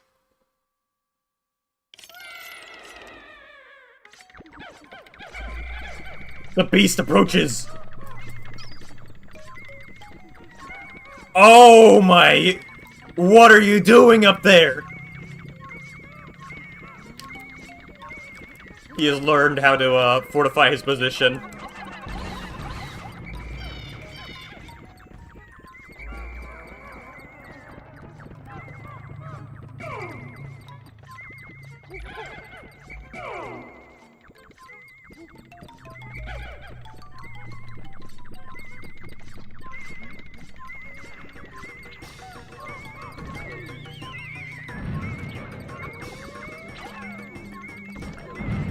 Oh, I think we can actually distract him with this. Because I remember he did that before.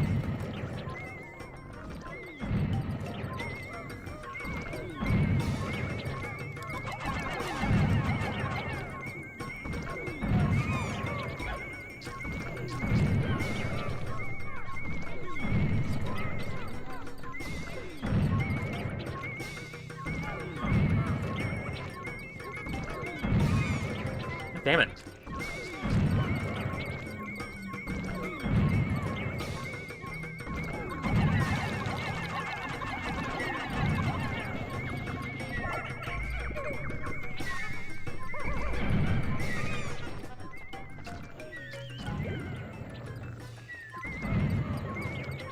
Okay.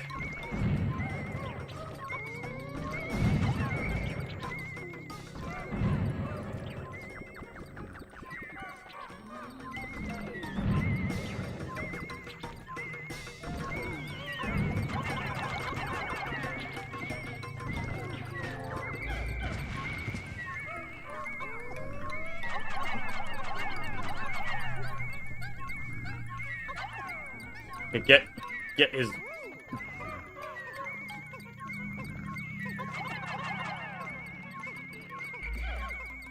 How are we supposed to get that treasure? I guess we could throw one purple.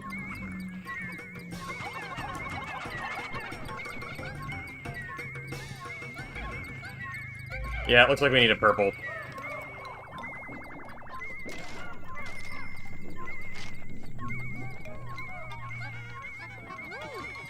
Man, I was ahead of the game on my brain rot stimulation, wasn't I then back then? With streaming, I mean. Oh, I fell. I never realized that. So that's what... Oh my... Dude. What the hell? I do eventually want to get, like, a proper stream overlay, just so I don't gotta, like, worry about aspect ratios and stuff like that. So, like, everything will fit. Because, like, right now, there's a lot of black space. That does not look very good.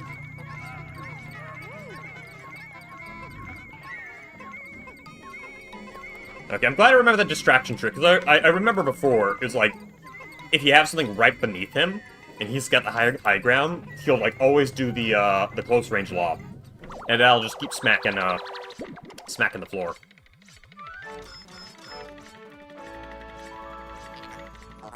Manual Homer.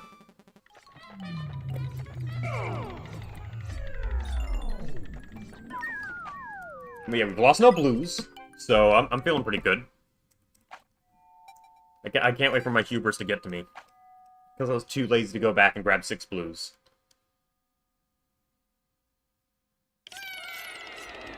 Oh.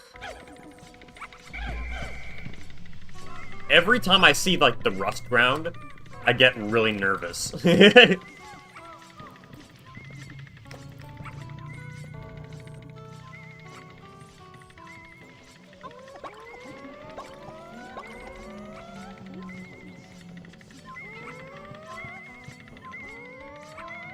They're synchronized dancers. Oh!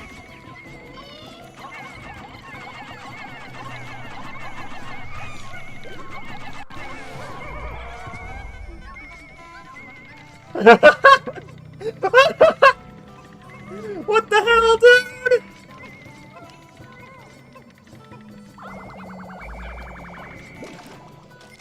Did we lose a blue? We did not lose a blue. Yeah, that was like the best luck in the world with that stun. Oh my god.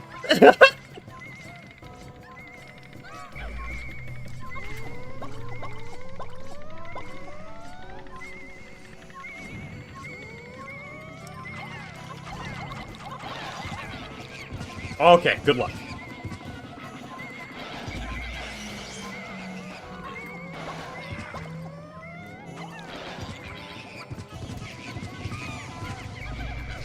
Okay, maybe. Oh my god, what? Okay. Get all these distractions out of the way first. Look, man, you try not to scream at a bull bear just falling from the sky.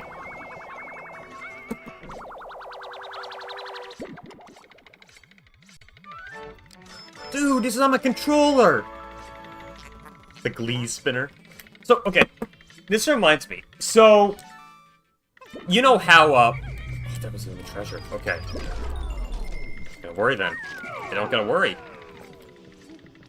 So, you guys obviously know. It's like GameCube controller parts. If you want spare parts for GameCube controllers, you can't get them. They aren't really regularly produced anymore. So, like, if you, like, say if your button breaks, you just can't get a replacement part for it.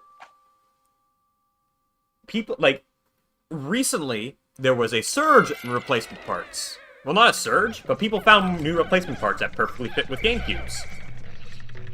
The reason why they found those parts was because, Nintendo released, like, gachapons of, like, their old controller elements. And the molds that they gave people for the GameCube, like, for the GameCube sticks and buttons, they fit perfectly into game controllers. They were the original molds. Oh, dude, this is a vile setup.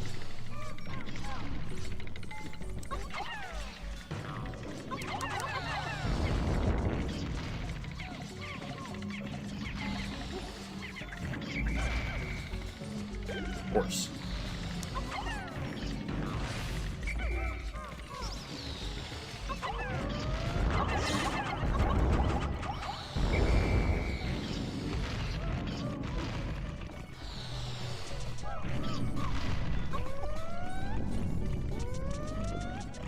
Like, we are... Oh my god.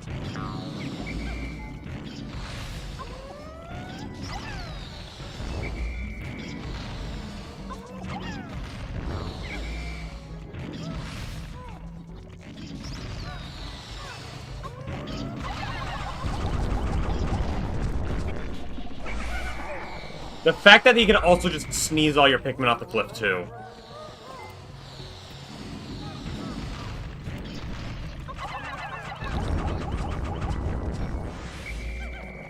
Okay.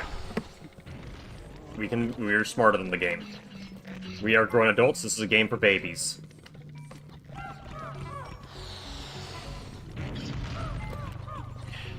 Yeah, this is like another surgical floor. Treasure's right there at the very end, so we just got a clear path to that treasure, so we can ignore that half at least.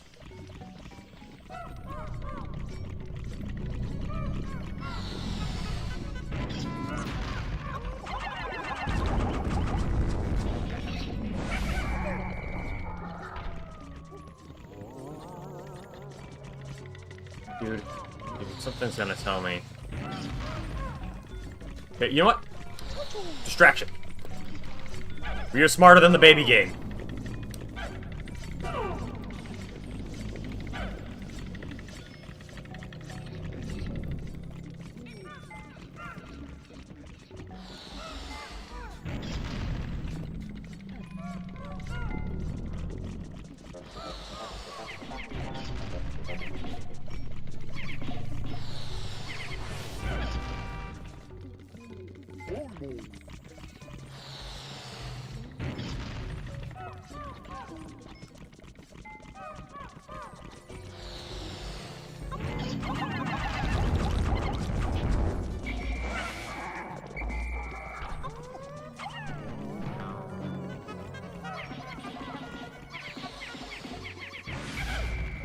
Okay.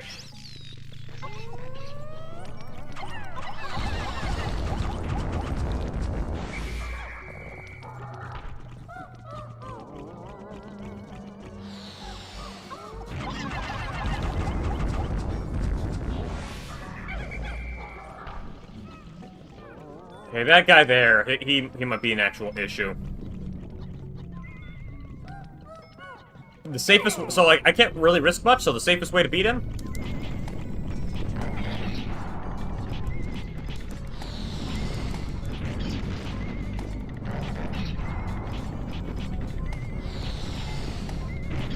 That rocket fist coming in handy.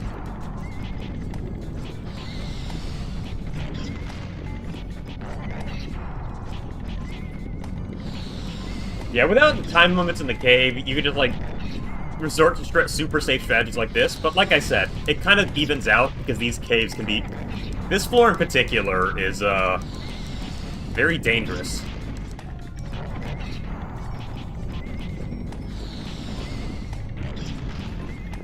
There's no real shame in using slow yet safe strategies like that.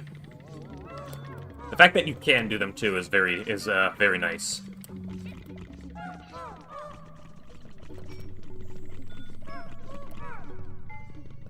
I don't think there's, like, any distractions unless we sacrifice a captain. But it's just one threat, so...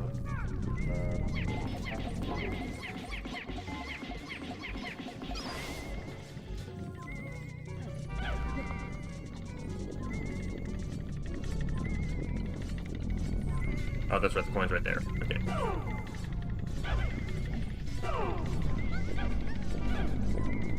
Okay, Olimar. Just gonna take care of those last few anode beetles. It's kind of like reminds me of XCOM, where it's like you just get this really smart plan to like just slowly cut through a massive threat. Very satisfying. There's one down, so it's not really a threat.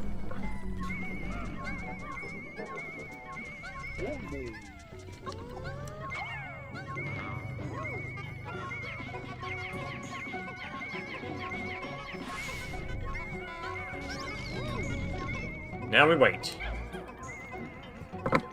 Alright, let's take some time to stretch out your legs, chat.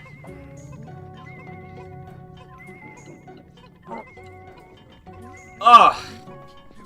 Low-key, sometimes I feel like I need a standing desk for these streams. My legs get so taut.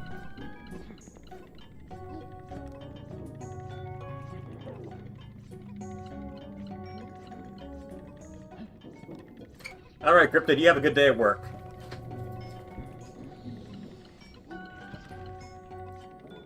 I swear to God, those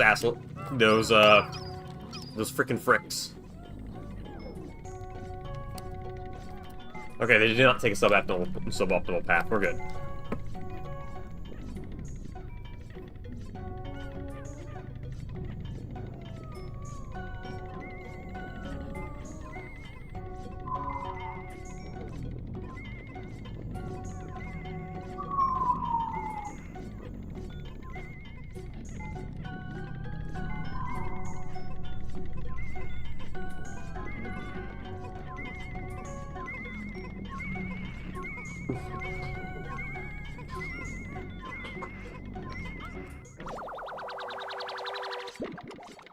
We're good.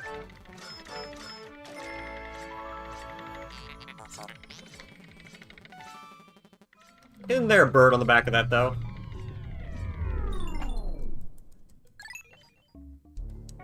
Okay. Anyways, I'm thinking next. It's like we are encroaching on the end here, unless I royally botch everything.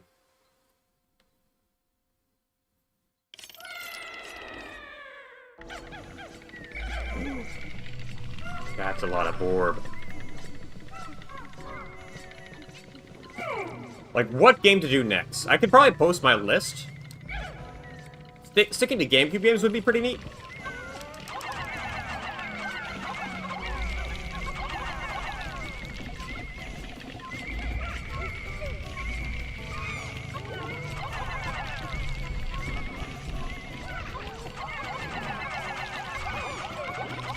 Oh, God.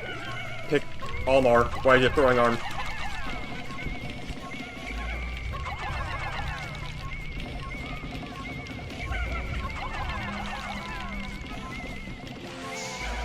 Apple. Any RPGs in this? I should, like, most of them are, like, Shin Megami Tensei games, not gonna lie, but those are for DS, and I don't got any good DS emulators. Maybe a Nuzlocke, actually. Hold on. I've never done a Nuzlocke challenge before. I was, like, literally thinking we could probably do one on, like, Pokemon Black.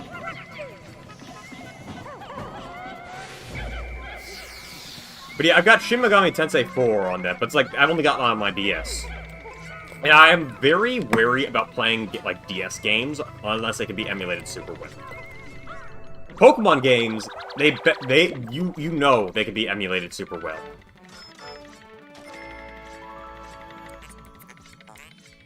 So maybe, let me actually check. What do I got on my list?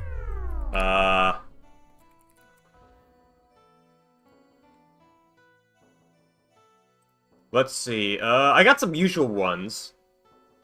Like, I've been meaning to replay, like, Thousand Year Door for the longest time. I've never played through Chrono Trigger. All the Etrian Odyssey games, I've been meaning to replay them. Shin Megami Tensei 4, Pokemon Black, Black 2, and Platinum. And Final Fantasy 7. I haven't played any of those, I've been meaning to get around to them. That was it? That was the only treasure? Yeah, the fact that, like, these floors only have one treasure kind of, like, negates the big threat.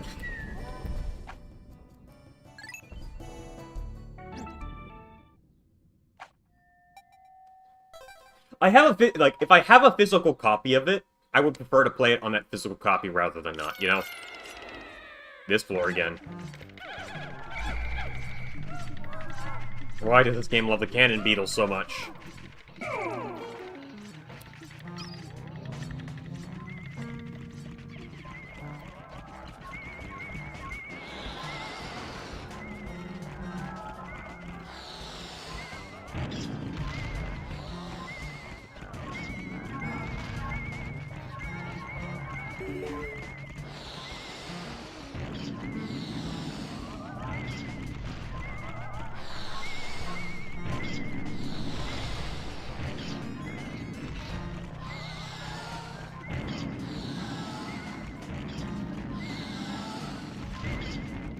Yeah, you bet your ass they're making them kill each other first.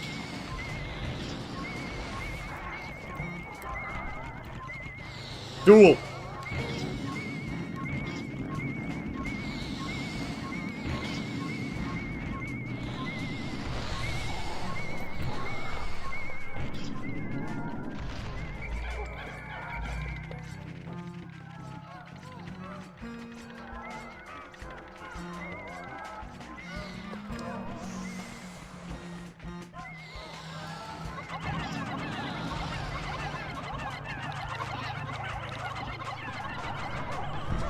There we go, perfect.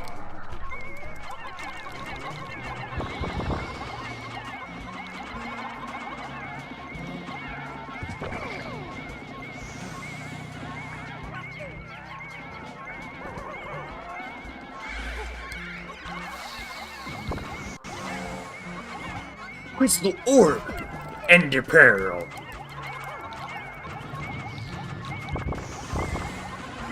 Yeah, like I said, I definitely prefer to play it, like, if it's a brand new game, I would love to, like, if I'm playing something new that I have not played before, I'm gonna stick to the original hardware. I don't mind, emulating stuff if I've, like, played it before and kind of understand what the original experience is supposed to be like.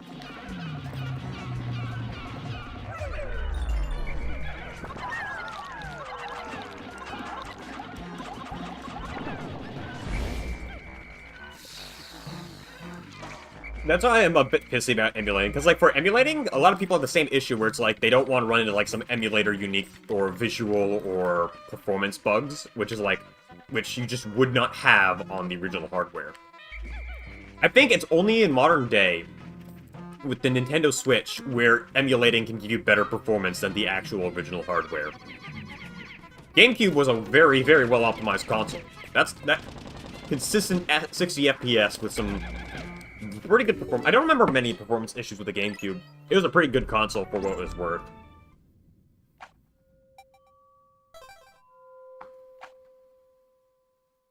Well, it's been 10... Why I want to replay some of these is because it's been like 5-10 years since I've last played them. Why? Let me breathe.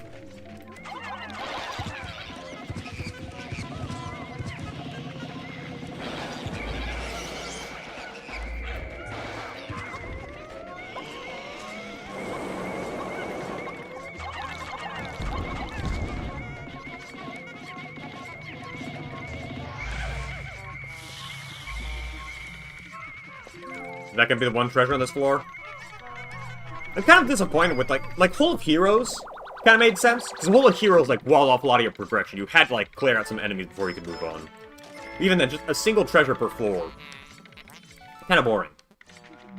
Really? Ah. Has potential to be hell? Oh. I see it. I see that potential. Oh, never mind. We have to clear out this floor, too, actually.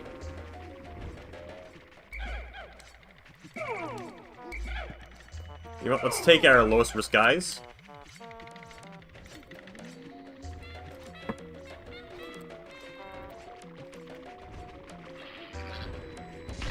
Like, there's some Atlas ones that I know that, like, you will not get the same experience emulating. Like, Etrian Odyssey. That game was designed for the touchpad, man. That's why I'm kind of like, don't really want to get the remasters, because it's like, the game's map system works so seamlessly with the dual screen.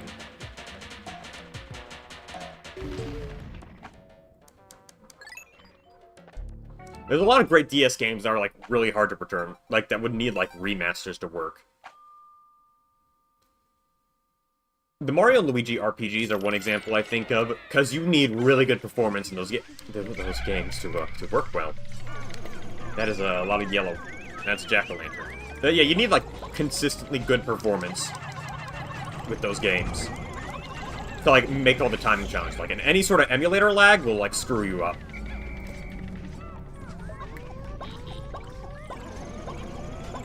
What you want to do, Spam, is that if you haven't hacked your 3DS already and gotten the ROMs for it, or gotten physical copies, highly recommend just getting a flash card. What are you doing, purple?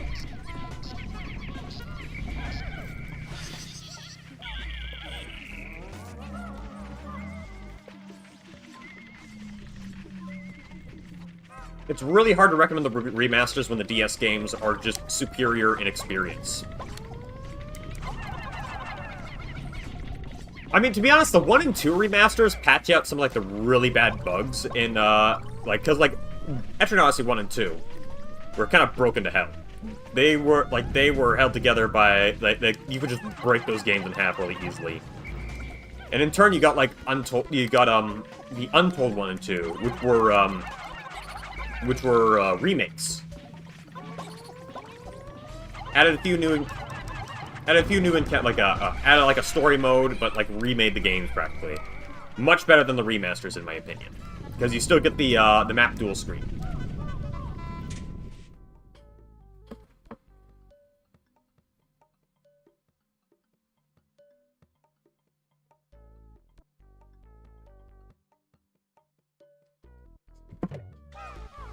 Switch and PC. Man, sucks to suck. Hold on.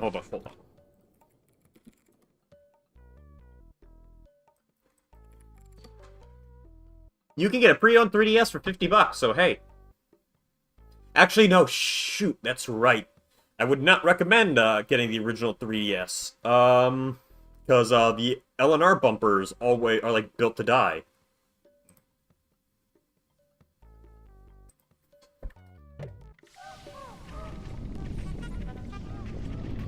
I think for like games where the touchscreen is superficial, that's pretty nice. Like Pokemon is a great example for that. The touchscreen on most Pokemon games is superficial, aside from some bells and whistles. They were very fun bells and whistles, like the mining minigame, for example.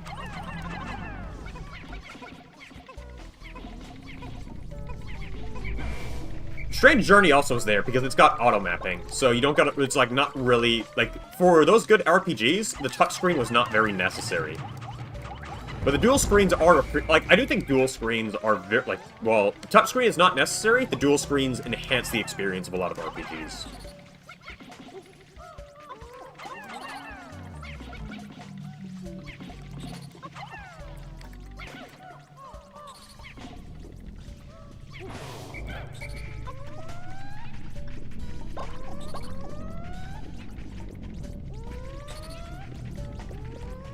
Oh, he's going to pick up the corpse of his brother.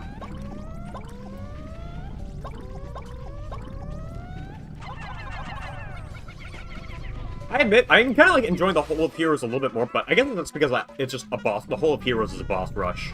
A pretty fun one at that.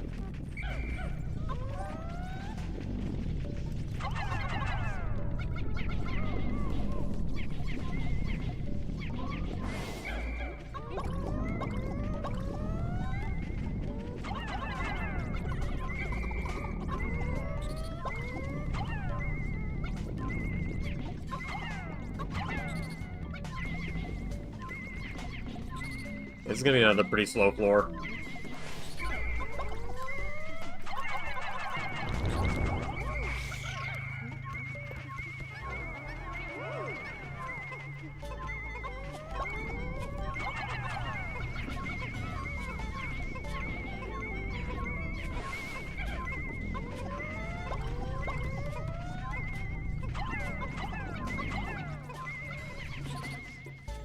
I think I'll put up a poll in a few.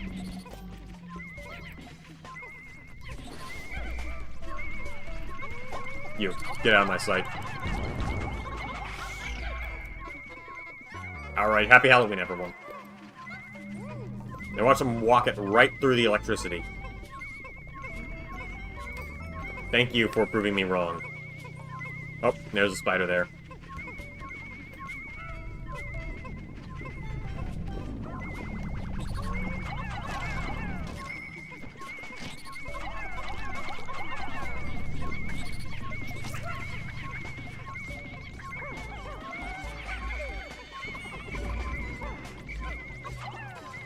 Oh, you... Or is it too big for you? Huh? Ow!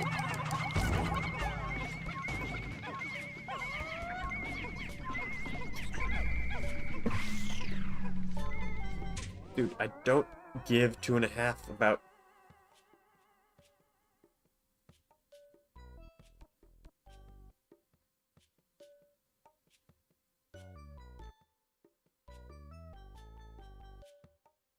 Okay.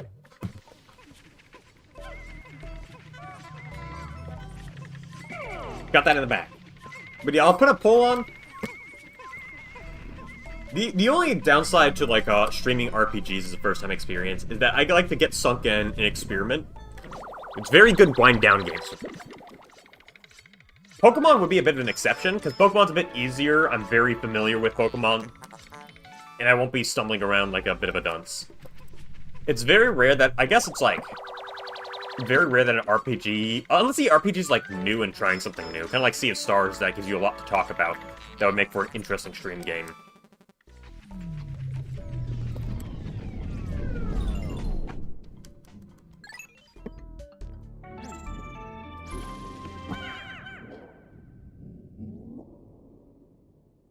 It's like, oh no, oh, let me stream Chrono Trigger. Oh, I'm so original.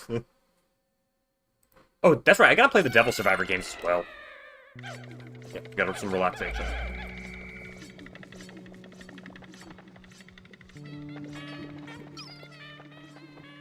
I do not trust the floor.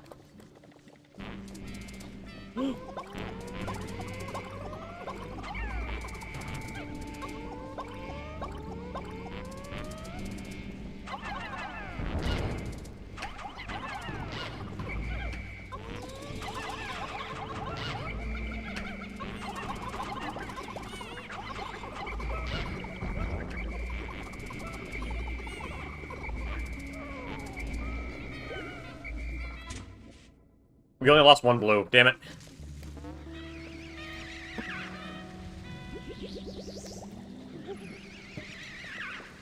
Yeah.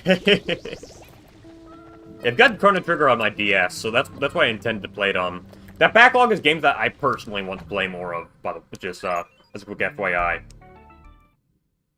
A lot of them are replays. Like a lot of these replays I haven't replayed in 10 years. Etrian Odyssey absolutely is not a stream game for me, at least.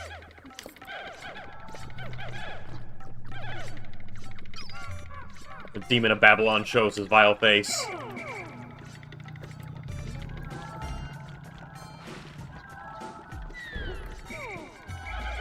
Oh, he's approaching.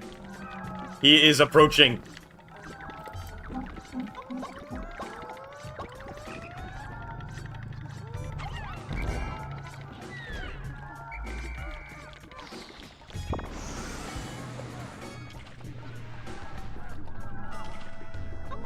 Yeah. Let's first of all get rid of some threats.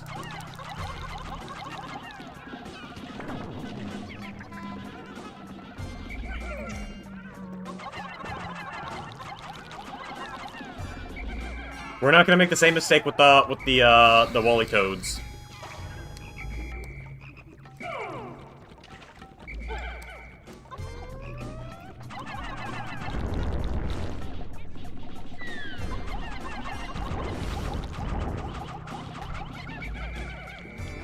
Two guys of purple. Here he comes.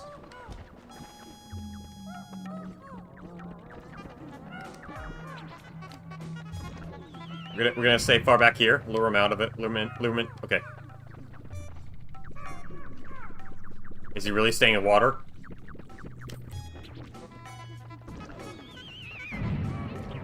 His tactical genius knows no bounds.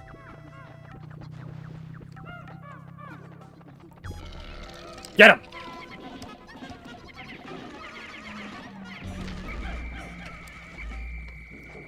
Okay. Okay.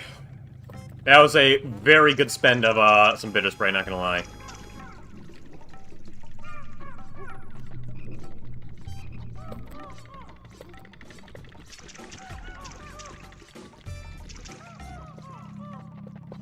Just gotta find where that treasure is.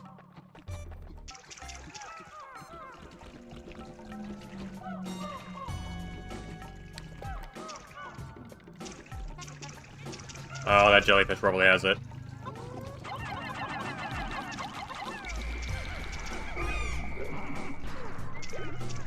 Okay.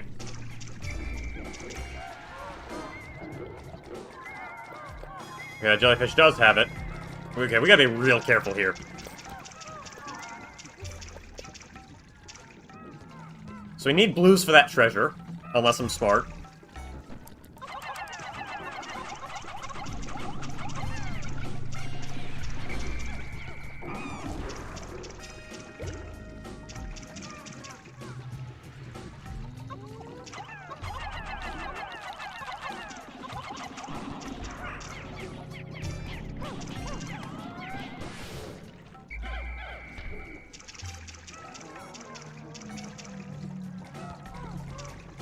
Okay, we gotta safely get these guys dead.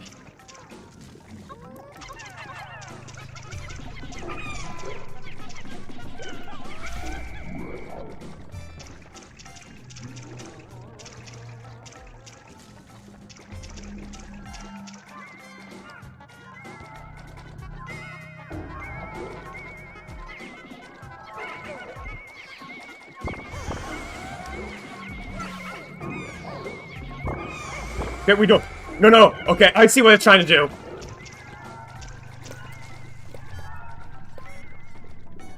Oh my god. I see what's trying to make me do.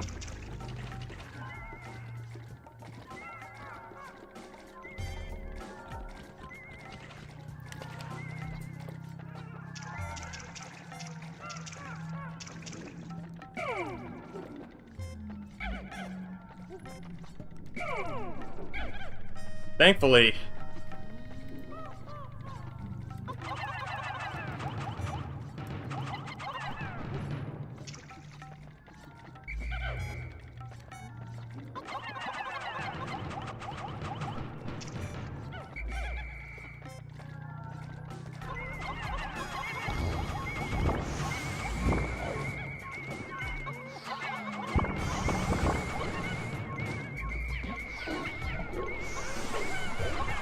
Did it kill a blue?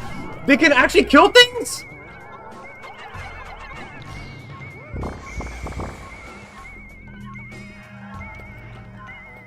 They can actually kill things?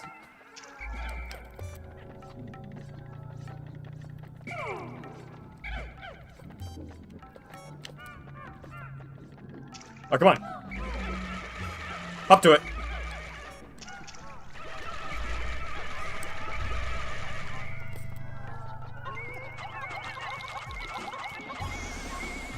I never knew they could kill shit.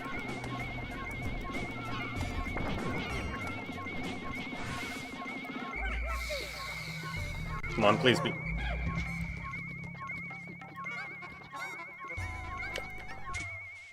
We don't have enough blues.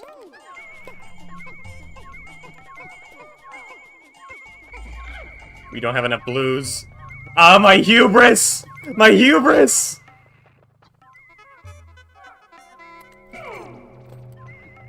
Regardless, how many blues short are we? If we are 6 blues short... Yeah, we are... Okay, my hubris would not have saved me from this layout anyways.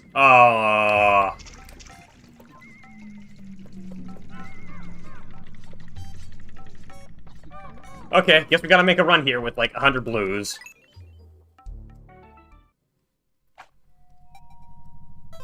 So my hubris did not get me. Regardless, that layout would have, like, annihilated me.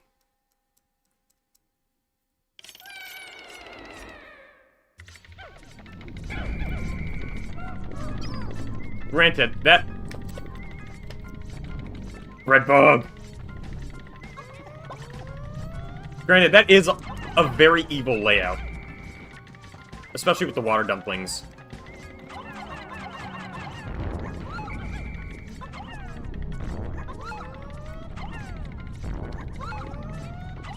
Alright, sorry, bread bug. Okay, wait, let's actually check. Before we kill you, does your nest does not have a treasure. Okay.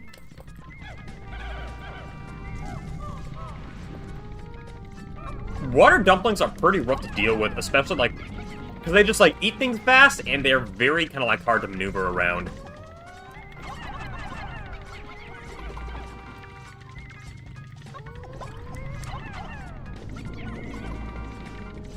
Yeah, that's fun.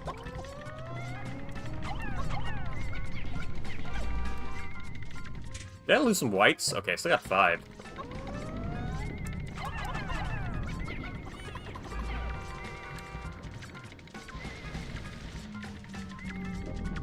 Okay.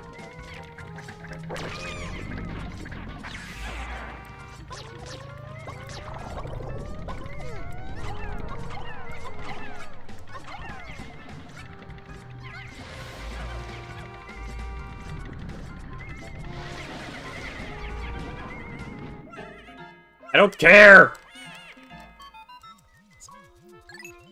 I probably could, like, handle it a bit smart by bringing some purples, but, like, my real undoing was, like...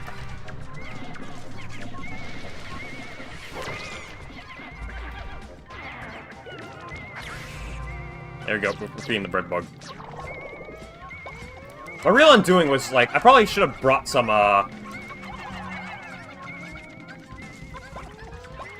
purples across to deal with those dumplings. Oh no.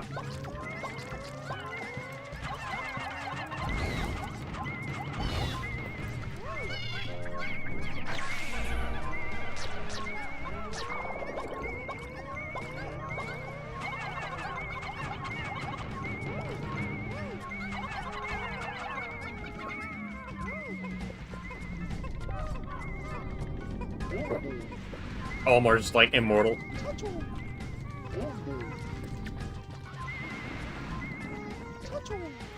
Okay. But yeah, I think, like, definitely one way to incentivize that is to, like, not have auto, like, this kind of, like, this cave might require a second run. And just having deep, difficult caves where if you're really good, you could go through, like, the caves in one fell swoop, but they're basically meant to, like, whittle your group down with attrition.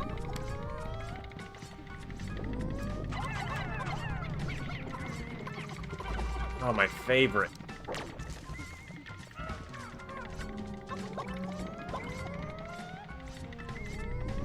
This is just outright an obnoxious setup. There's no beating around the bush.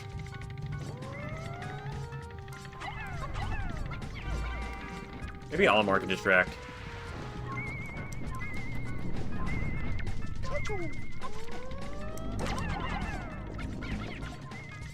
Ah, there we go. Okay, that's surprisingly effective.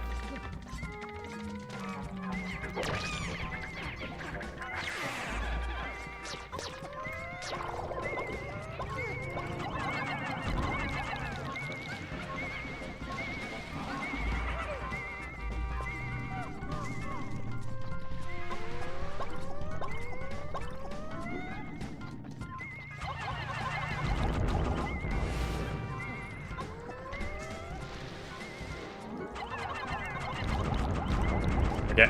Pardon the lack of commentary, I am just turbo locked in right now.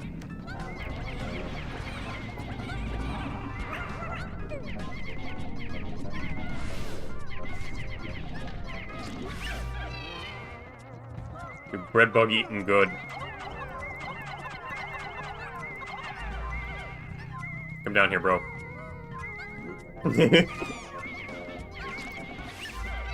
Okay, now let's... And let's wrap it up.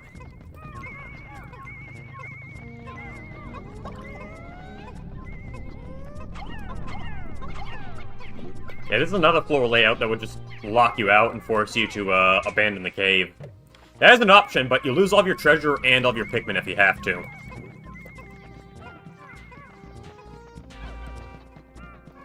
But yeah, I can imagine, like, if you ran out of whites on this floor, then you'd kind of be forced to abandon that cave.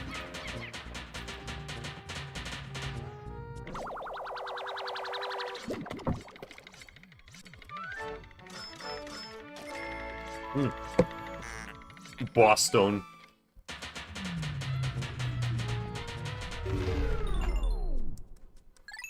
Doing the second run in this cave is also difficult because like they just put the capstones on some stuff too. I think the most devastating part is that there hasn't been like a legitimate break floor. More poison. Oh.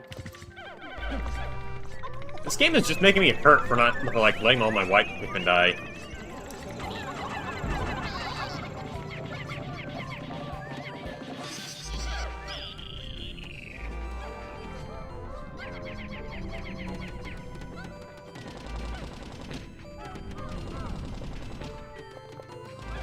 Okay.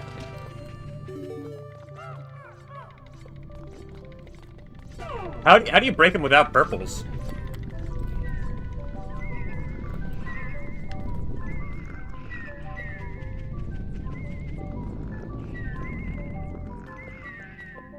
That guy looks like he has a treasure. This guy has a treasure. So we'll have to, like, mosey our way in here. Or he could just follow us.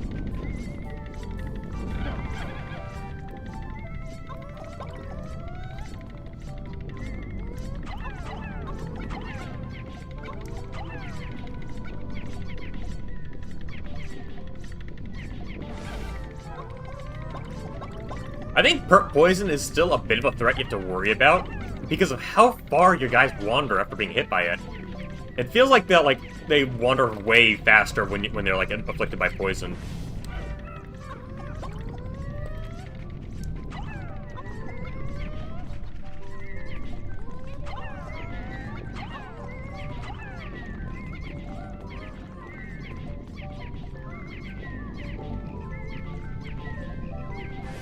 So I guess that is a little bit of an exploit.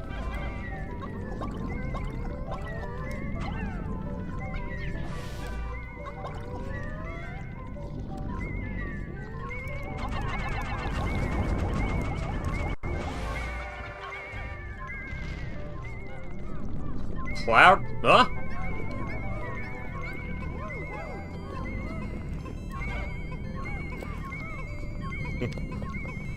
Yeah. Yeah. So right now I'm leaning more on towards ROM hacks. Let me actually put down a poll in chat because we can actually do that now.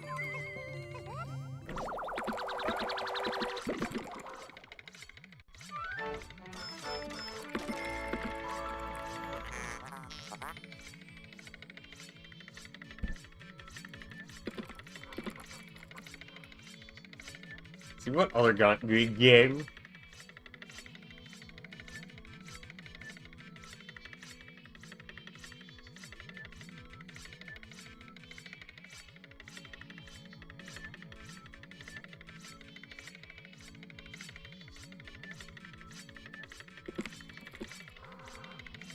I'll just start a quick poll for that.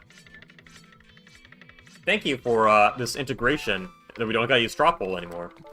And there's actually another treasure here, so we gotta think. Okay, gonna do it. Plan.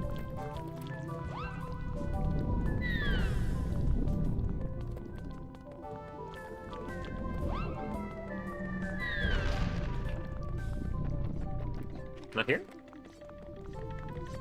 I've never done one before, but it seems kind of fun. Admittedly, the algorithm gave me a few videos of Nuzlocke runs, but hey. Oh, the Borbs! They are the guardians of the treasure. Hey, sometimes you just want to do something a little bit more challenging. Let's be very frank. Pokemon is pretty easy. Aside from Black and White's challenge mode.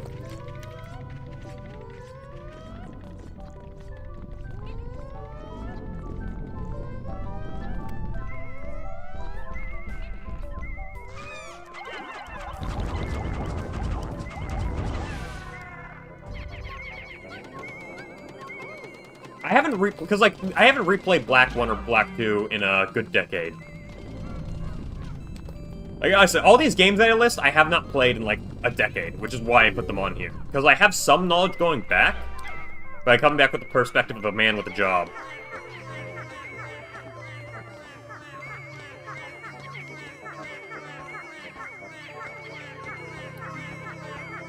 I remember it was kind of ridiculous how it's like how they have challenge mode hidden behind beating the game.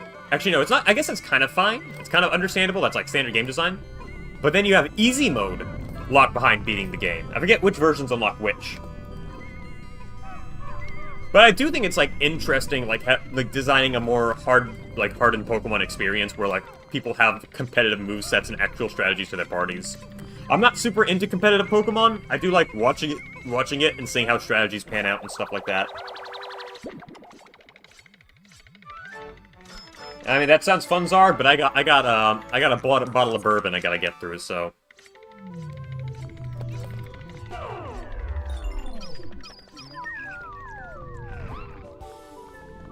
Okay, the cave's there. So we're gonna deal with you. You froggy bee.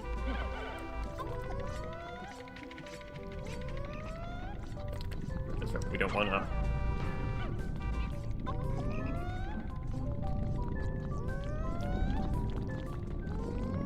Bait you out.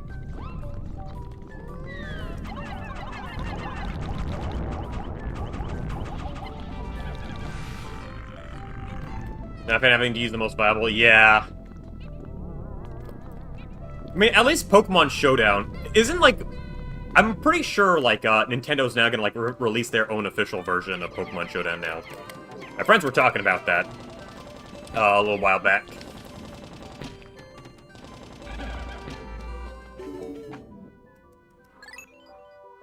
It's a lot of gambling.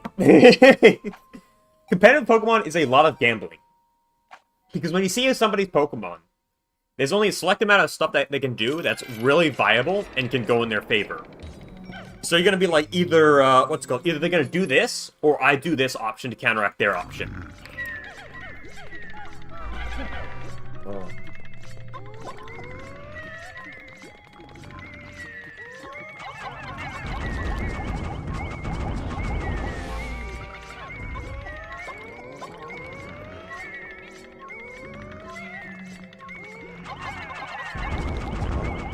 Let me actually look it up, because they were talking about that. Penultimate, the Borb sublevel, and hold on.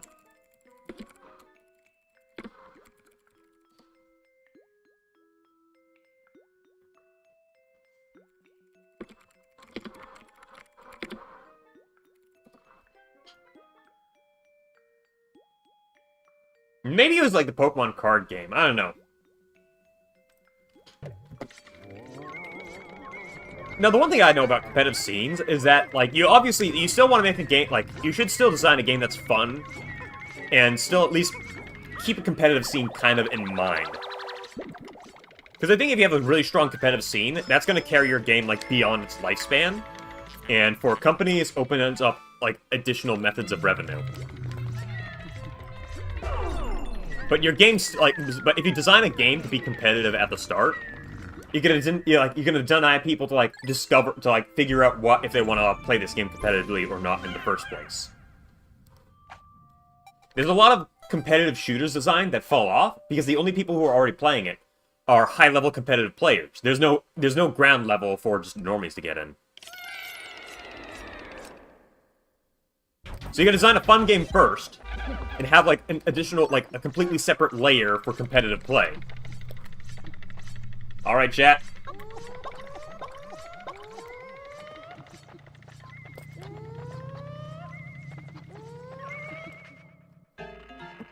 It's Louis!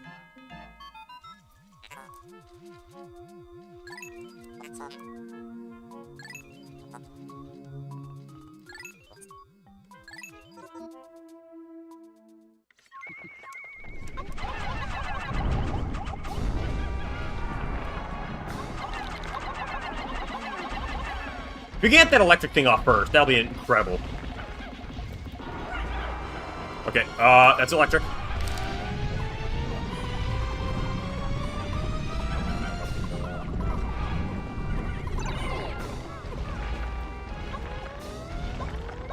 Where's our yellows?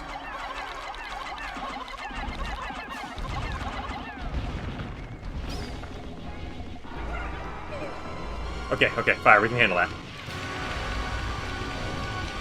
The music on him is pretty great. Like, the fact that, like, he's got the dynamic tracks for all of his weapons. I remember electricity is the biggest threat. Let's get it. Let's knock it off.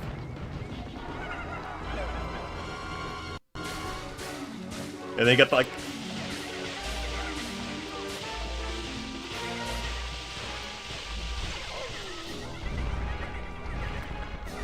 Oh.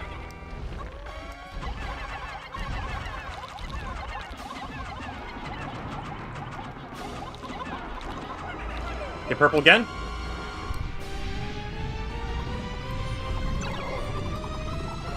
Get up! Get up!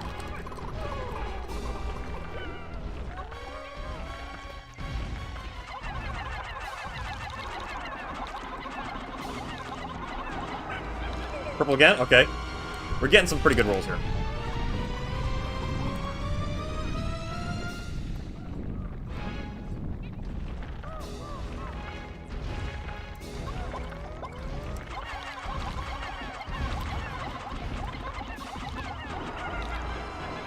Get blue.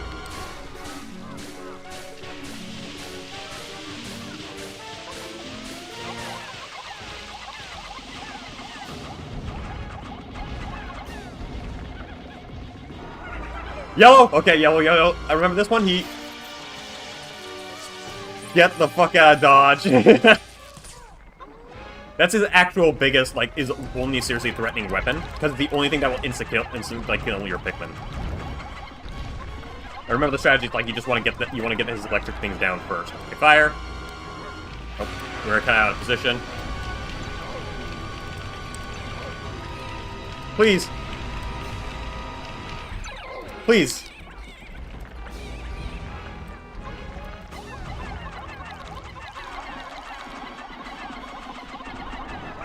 Okay, yellow. Get over here. Scoot. Oh! Oh, no! Shit.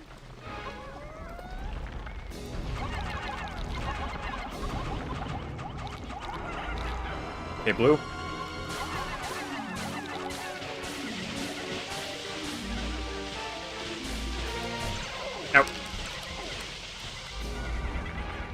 Yeah, so you can't just mindlessly ignore it, too, because then you'll just get stun locked and guys will die. There we go. Okay, knocked off, knocked off.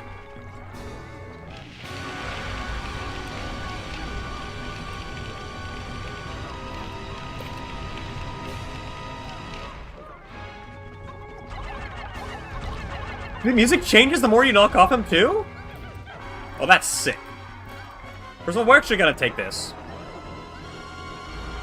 Nope. Oh, God. No, no, no, this is not good.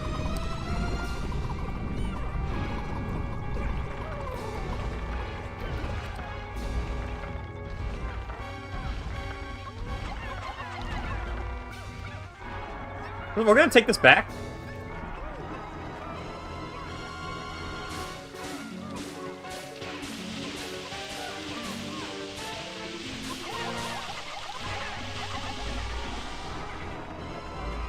Oh my God, he's mad.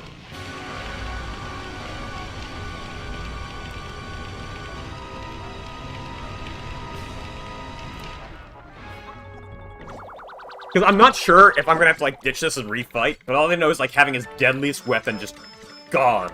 Very good.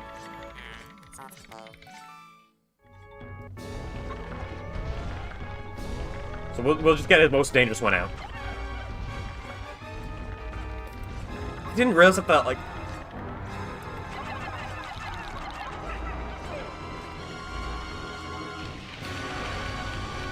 I'm thinking, like, we should actually save blue for last. Let's try and focus the poison thing next.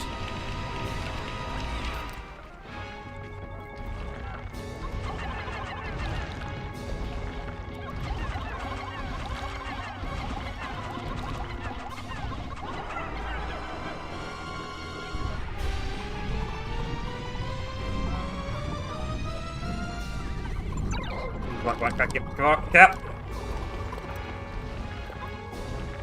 I think, like, right now the best attack, like, that we can take advantage of is the blue.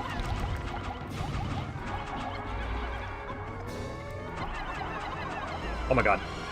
Go, go, go. Okay. Yeah, he knows it's a good one.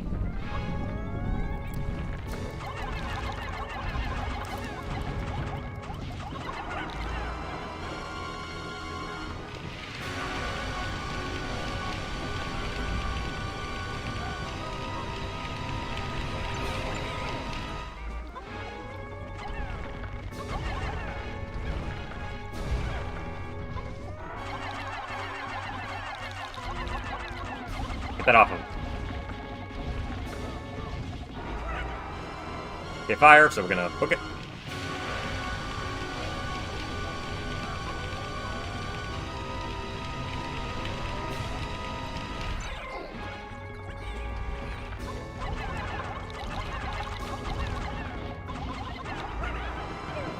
Okay, he knows this faucet sucks.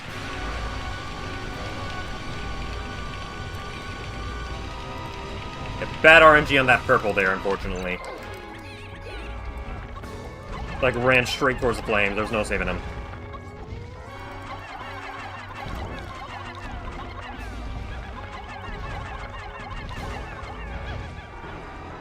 Again? Oh my God.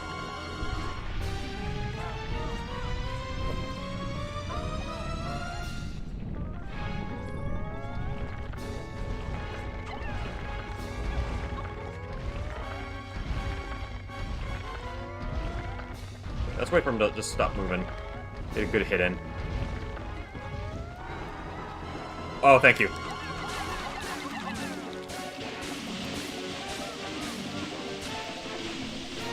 Thank you for giving us a break.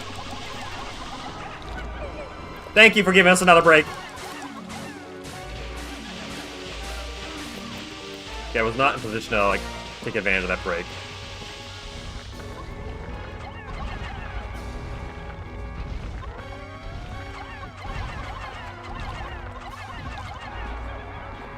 Okay.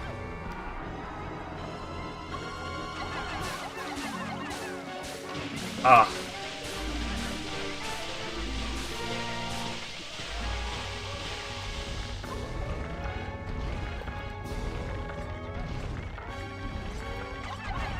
Yeah, it's really hard, man. Okay, okay, book it, run! Run, purple!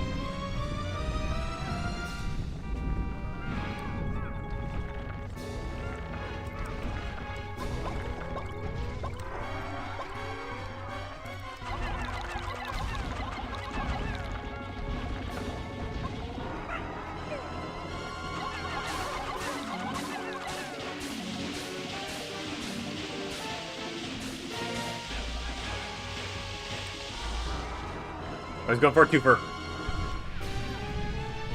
Oh, there's one blue.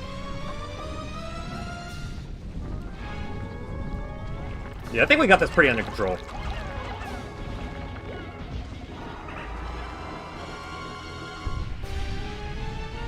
That poor blue.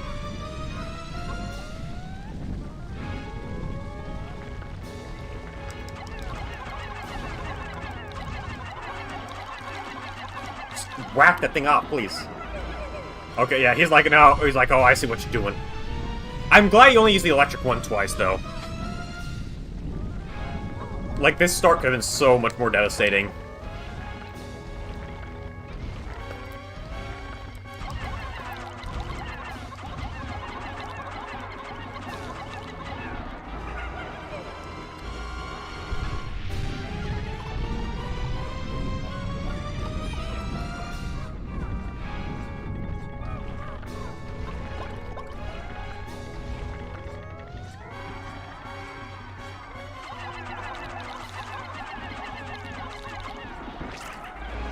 Oh, perfect, perfect.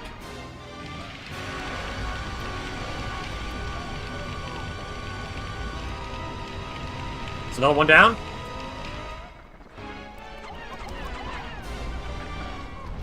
It's kind of neat how the music, like, is dynamic the more parts you knock off of them.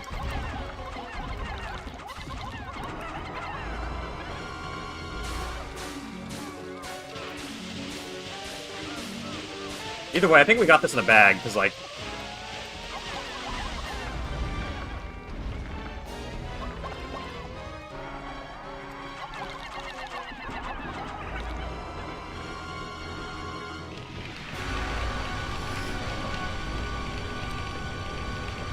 Okay.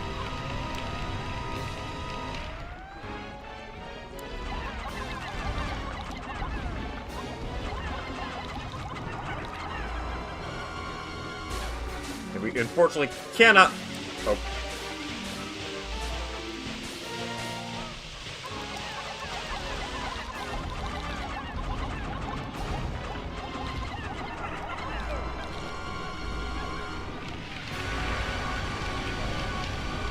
Okay, come on. Come on. Come on. Stop being on fire.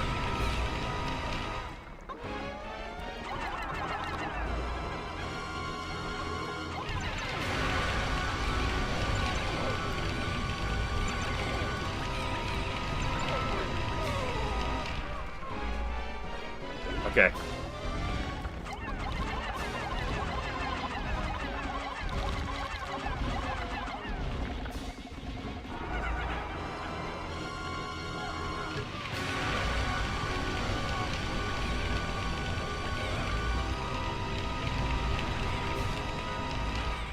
Yeah, it's pretty easy to control, so, like, you can wash these effects. Granted, I don't mind this final boss being, like, what's it called? Being this straightforward. I think it would be a lot worse if you, like, went through that hell cave, and then there's a very, very, very, very, very difficult fight at the very end.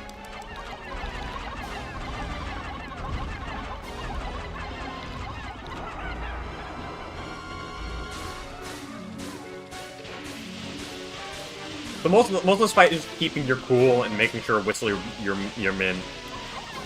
Unless the electricity things come down.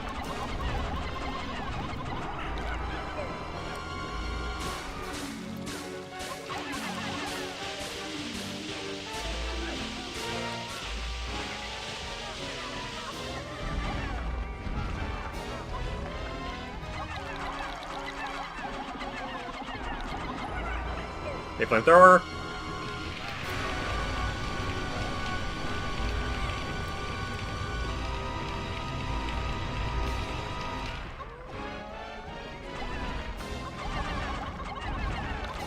Yeah, I kind of appreciate how straightforward it is.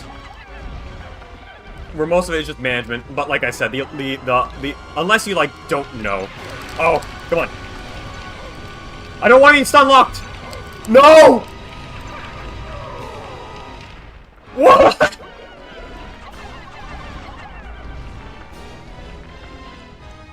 I just got stun locked and Abel died! We were just talking about like how it isn't too hard. Upside?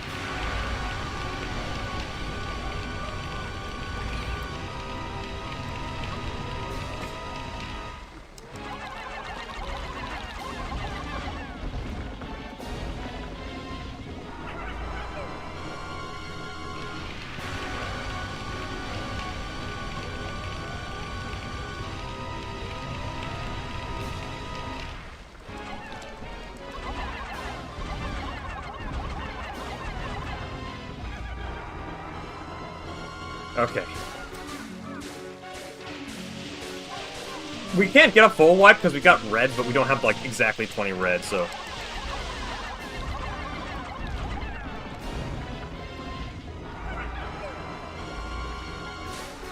Oh, okay, I thought that was red.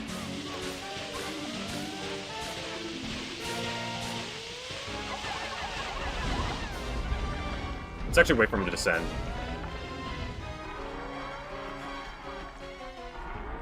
Oh, he's gonna do that. Oh my god, the whites are dead too. Which means we gotta get more whites if we want to get that stupid last treasure too.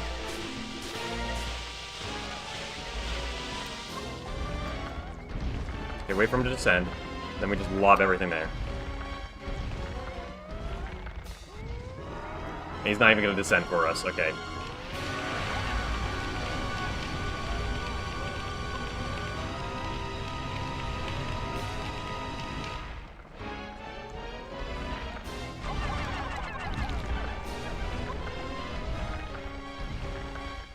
Could you kind of lower yourself?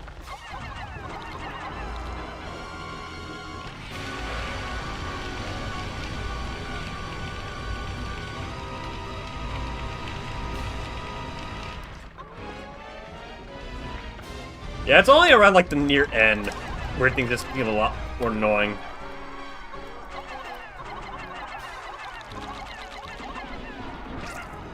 Okay. That's it. That's the last stretch.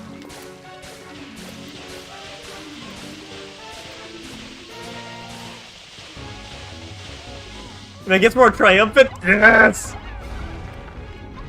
Then know it. We got him on the ropes.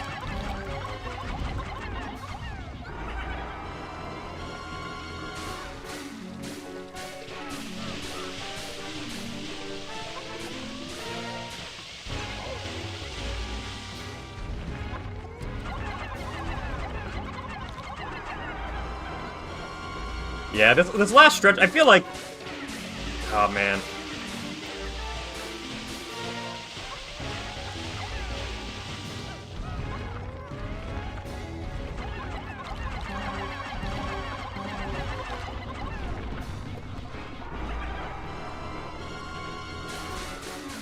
Oh, he's really mad!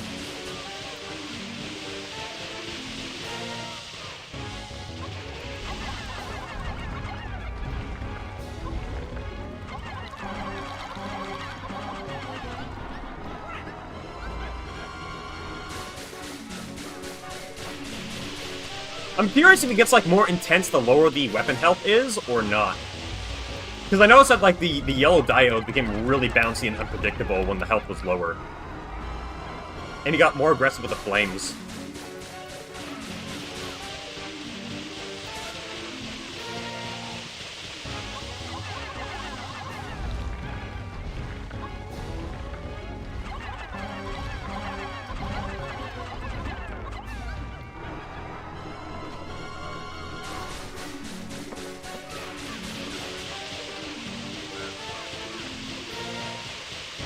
Yeah, I think really a better final boss would have been like the King Breadbug.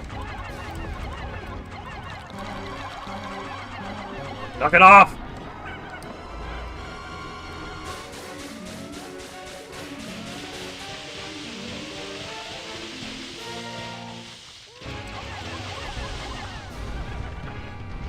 Yeah. This is the last one.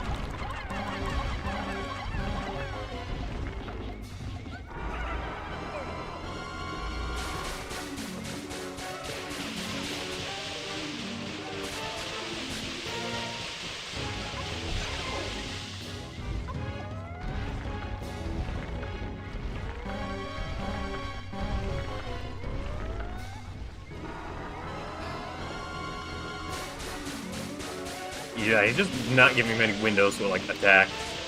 This last stretch is a little bit of a drag, but still.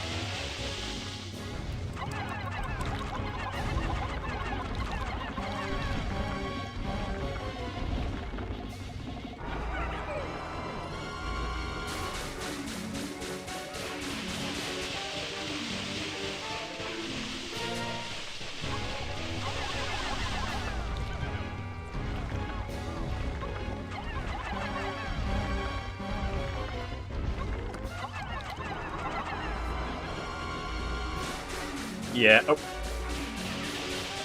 Want to make sure we, like...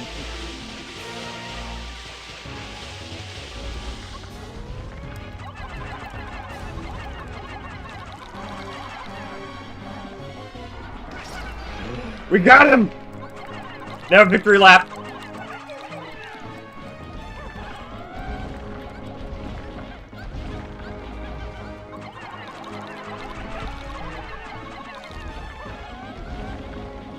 I remember, like, there's also a playground rumor that this guy's, like, final form, when you got him down this low, he'd become more aggressive and he could, like, eat Pikmin. But yeah, without it, you just do a victory lap on him.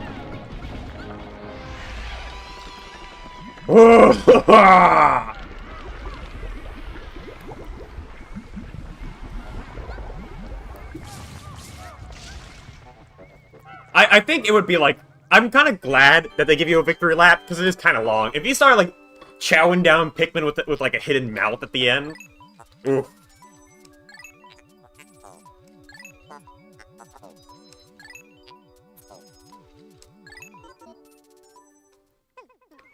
There's still one more treasure we need to get, though.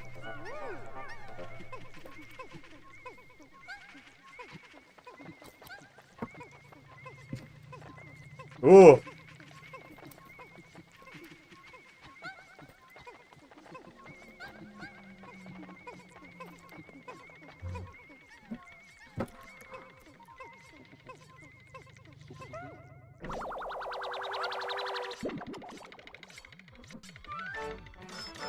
$10. Imagine it's like you get. Imagine you like. Imagine it's like, you know, your entire life is worth $10. Now we gotta get everything else out. Ooh. Man, my hands hurt. I'm curious if anybody else. Well, granted, I kind of have an issue when I get stressed out. I tend to like death grip my controller. It's like, this is one reason why I can't, like, play games or stream as long as I used to, because it's like, my hands start to hurt after a while. Yeah, but think of how many useful organs you have inside you, bro. It's like, if I'm valued at $10, it's like, come on.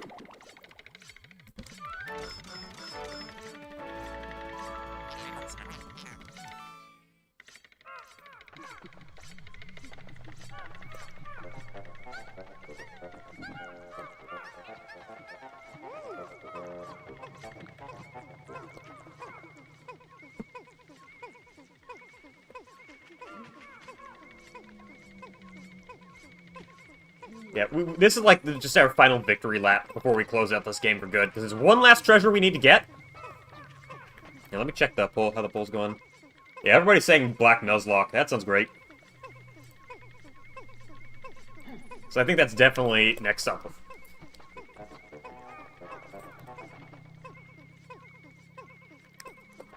The boss treasures in the game change weight depending on how many Pikmin you have. Huh. It's kind of interesting.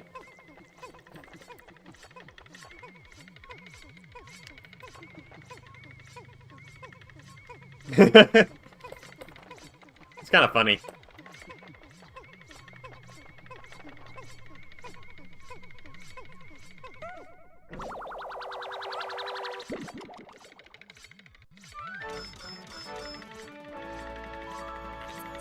Comedy bomb.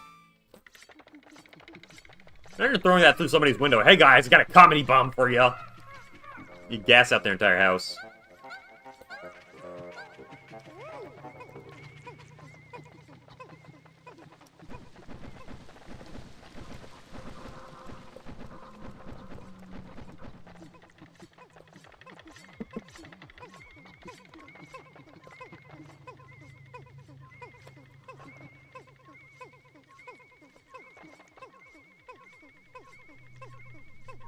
Anyways, we need to, so what we need to do in our final victory lap, go back to the Cave of Chaos, get 5 more white Pikmin, then return to the Dream Den with 100 with 100 blues, and then just get that last treasure down. Dude, we got that Valor armor.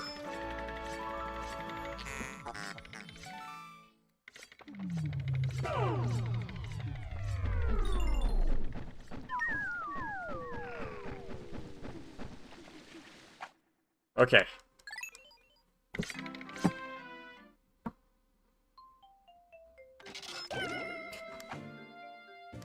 These last caves definitely are very, very difficult though. It is pretty hard not to get like lose half of your squad going down here. Okay.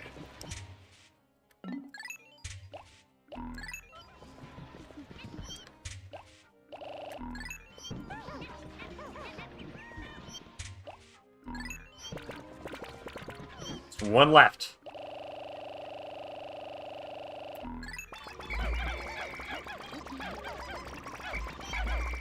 If we bring 100 to just swarm those, even if we get, like, the worst possible roll, we can just swarm and brute force our way through.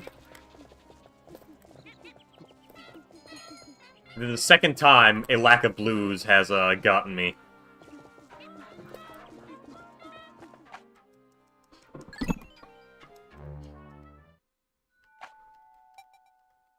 I'm just bringing the whites because I'm pretty sure, yeah, there's, like, 1 or 2, cave exits that have like the seal on top that are blocked by poison. Oh my god, dude, my brain. Yeah, oh, we need like 1 or 2 whites to actually exit.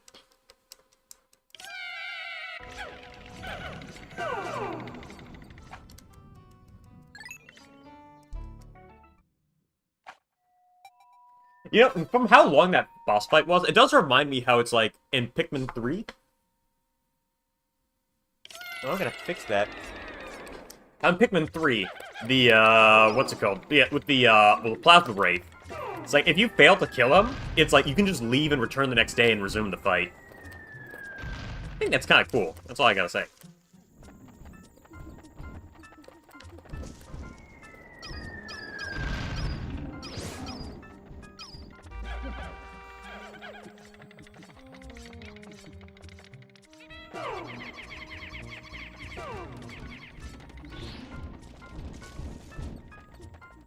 Yeah, that's because it's like the Plasma Wraith both has your puzzle, has like the puzzle element, where you get to like, where you have to like use every single, like you have to use every single Pikmin type to get through.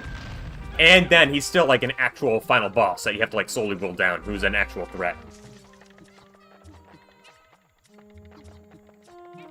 The other half is that you can also take breaks between the boss as well. But like I said, I think the real final boss for the Plasma Wraith is the puzzle challenge. Which I think is a really good final challenge. As much as I disliked Pikmin 3 when I first played it, I really liked that final challenge. It was really stressful and spooky.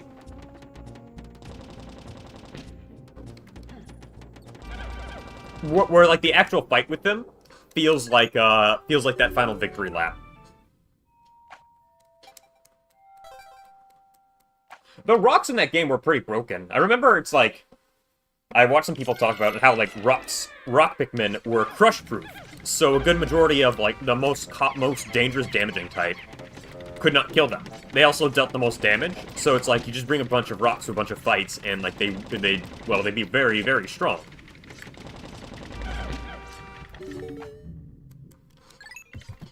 Here, hang on, I gotta fix this thing down here. Something kind of broke apart.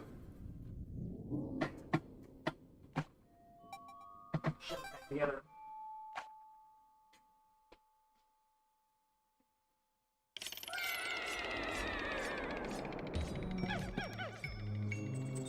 Okay.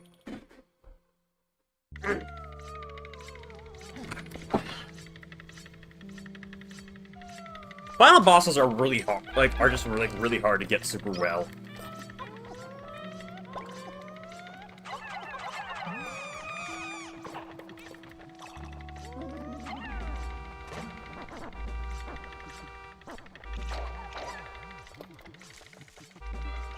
Because it's like, you need to have that final boss be like a culmination of all the challenges that you've encountered before, and then like a lump sum of like coolness on top as well.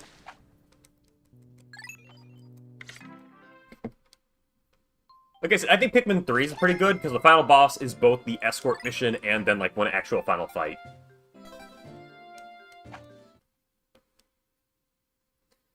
Spectacle versus gameplay? I think it's like... That's a good thing of, like, both final bosses. Like, when I think, like, one of, like, the few memorable final bosses has to be, like... Every single Legend of Zelda final boss, for example. Like, I remember, like, the final fight with Ganondorf and, like, Wind Waker, Twilight Princess, what else? Even Skyward Sword, to an extent, was like, a really interesting final gauntlet and final boss. I gotta, like, sorry, I don't remember all my Zelda games off the top of my head. Even the DS ones had really solid final bosses, too.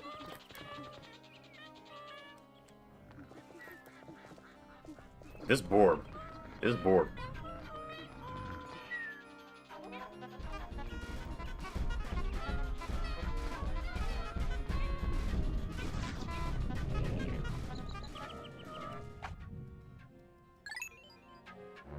I think, though, to be honest, for SMT ones, it's kind of, like, hampered by the fact that the game, SMT games know that your parties can become busted as hell.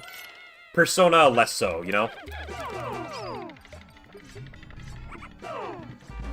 Don't. Because,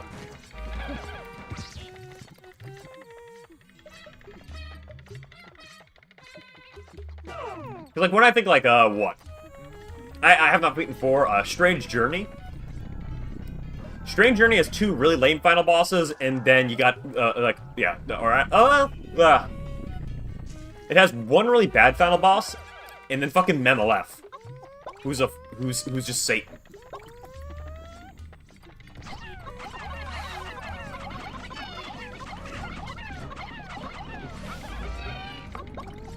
I remember in Devil Summoner, I got to a ball there, but then I kind of got then I got level filtered.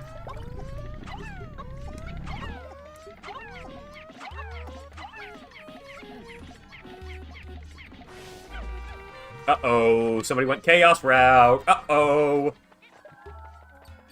I don't know if they changed Memelef in the Redux, though.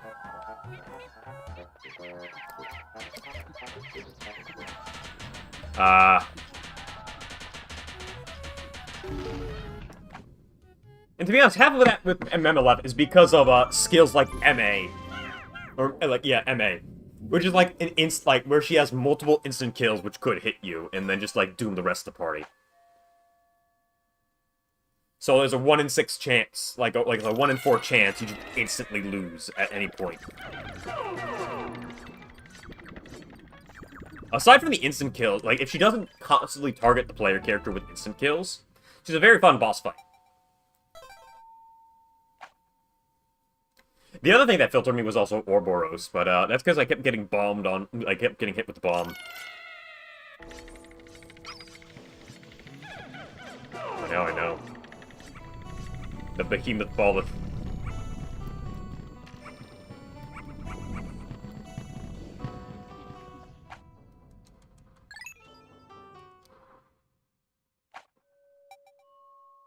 Strange Journey had like a nice had a really fun selection of bosses.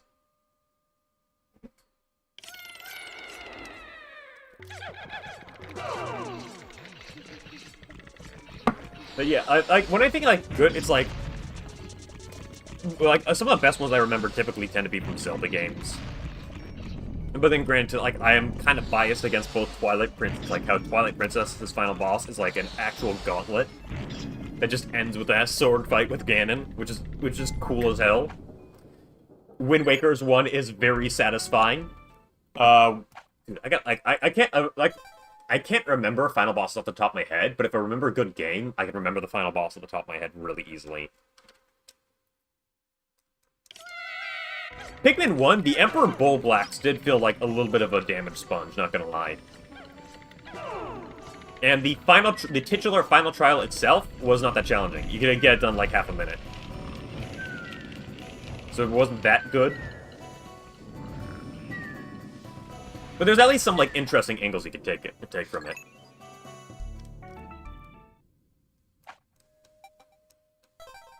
Oh yeah, and so the fun fact is, like, I'm not sure how they changed her. I forget her name. I'm not sure how they changed her in the remake, but basically the final bosses have rotating weaknesses.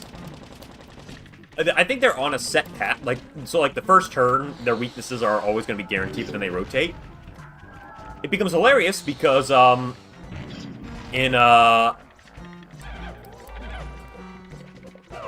are not going to risk the whites. We do not want the whites to get risked. Okay, actually, no, we have to deal with that.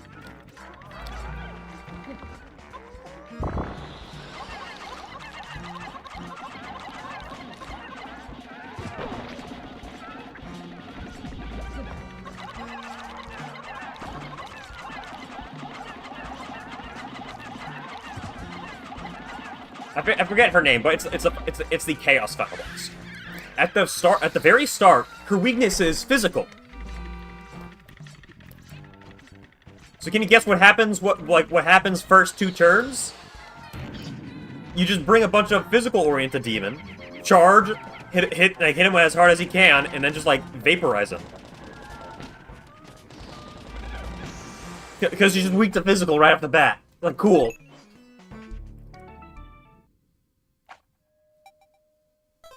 Memolephus is just a lot more evil. Because I think she's weak to fire at first, then just, like, cycles through.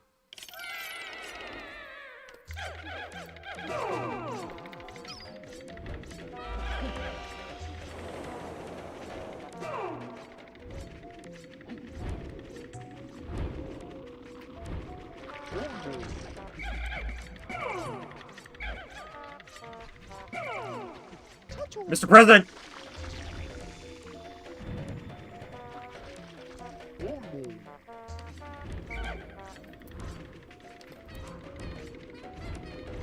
God, dude, this floor sucks.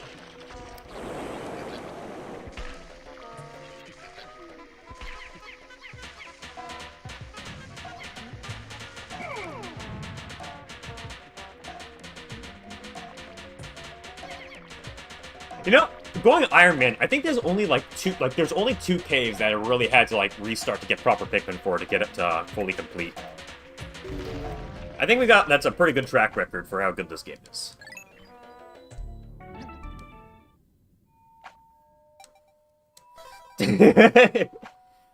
I admit, Spam, I really love it when games just allow you to do that. I really love it when they're like, yeah, just like, we're gonna give you all these random tools, and also give you some really BS challenges to overcome. Have fun. It's always been the allure of like SMTs and even Entry and Odyssey games by extension as well.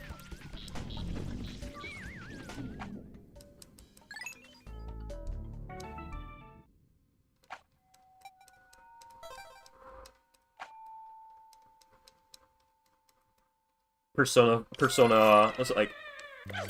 Strange journey, funny moments, if you will. That's a real throwback. Now it's no longer like X funny moments, like 5 minutes of Family Guy clips of Peter Griffin masturbating or something like that. There goes my language again.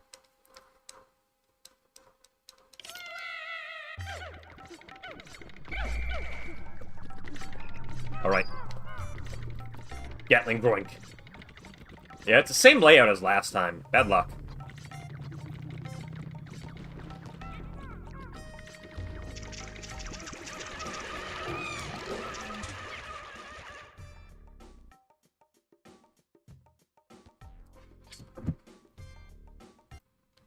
know? But I'm just gonna, like, excuse that brain fart. I'm gonna excuse that brain fart.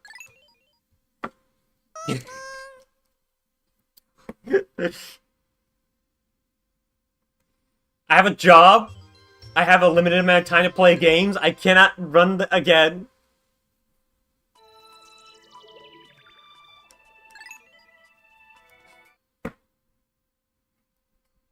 My brain completely farted.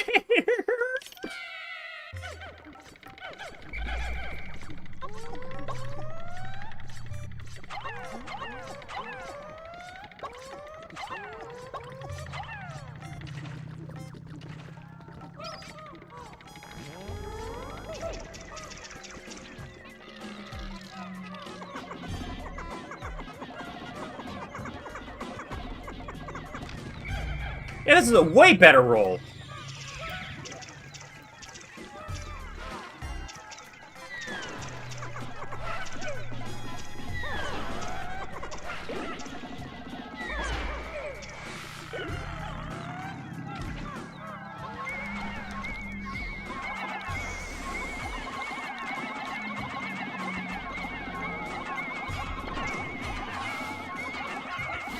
Yeah, this one's just a way better roll than last time, because, like, we can actually reasonably deal with water dumplings and the jelly float.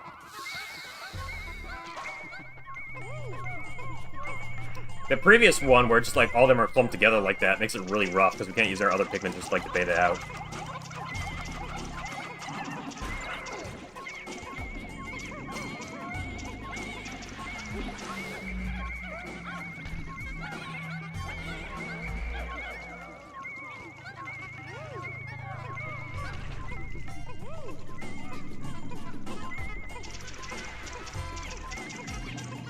Granted, like that last roll, I probably should have played it a lot more intelligently. But, you know, it's Iron Man, and we are owning up to our mistakes. Except for that last one, my brain completely farting on those blues. And on those whites. Mostly because, oh my god, man. We are, like, 3 hours deep. And that's it.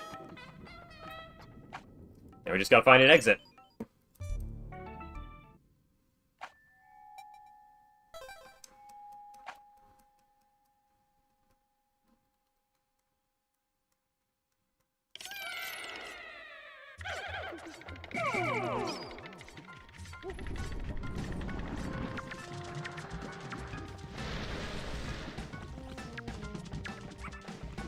Yeah, this is one of the floors we need the whites for. Okay. Nice spawn there.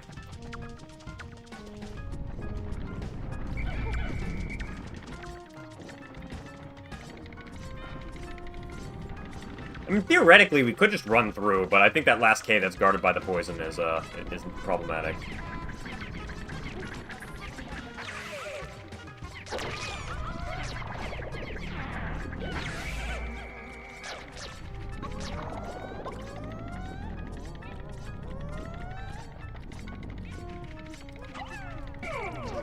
Okay, Mr. President, do your thing.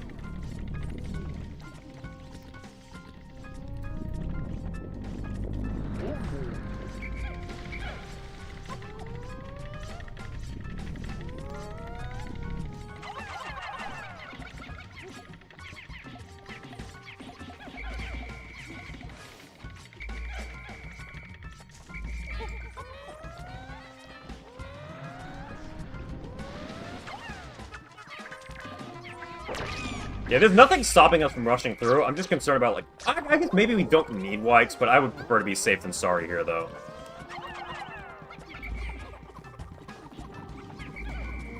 Oh, you're dead.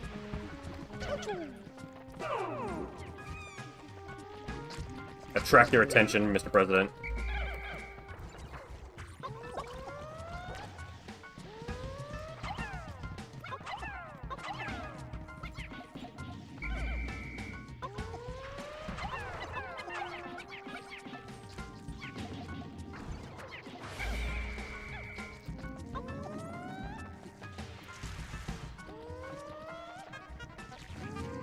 Oh, yeah, that's right.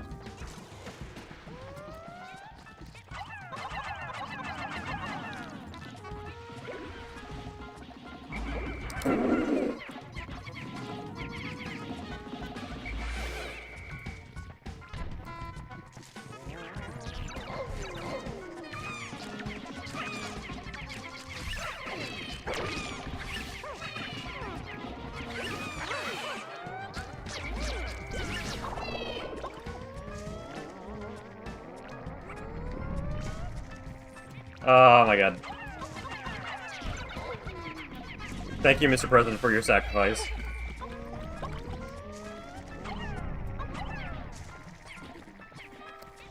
I suppose you could probably, like, get some blues through there. Oh, Mr. President's dead.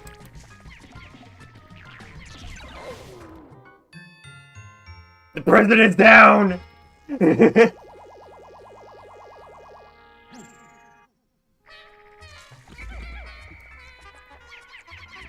I suppose you could get some blues behind here, but like I said, I don't want to risk how it's like some stuff. I think this is the floor we actually need the purples for, but hey, I would prefer to have that than like just trying to bum rush my way through with 80 poison screaming blue Pikmin to get to the exit.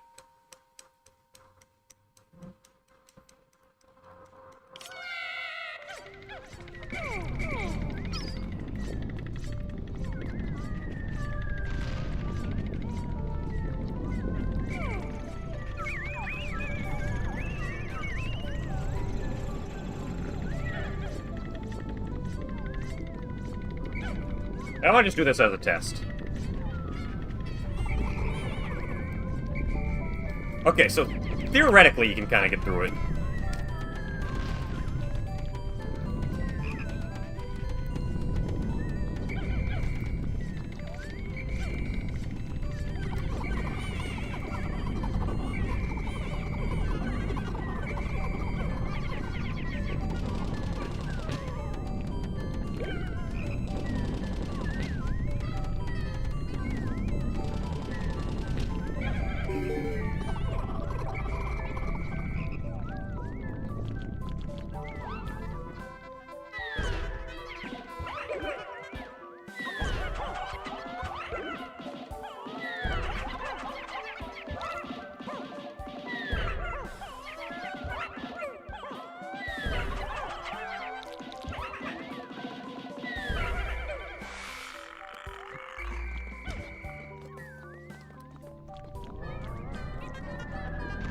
Okay.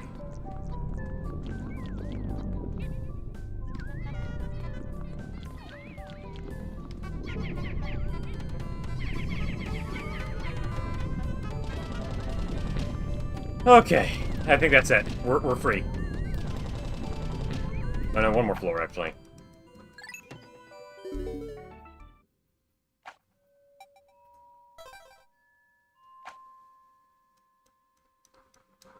Actually, hang tight. I gotta handle something real quick.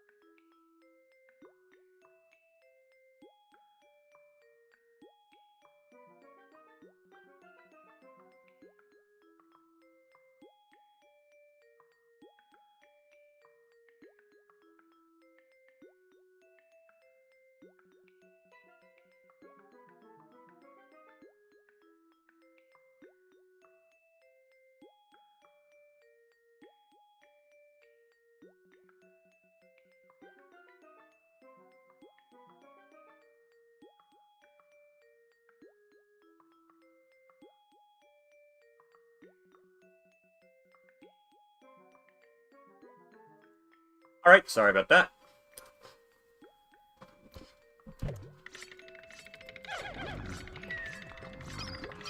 The board room.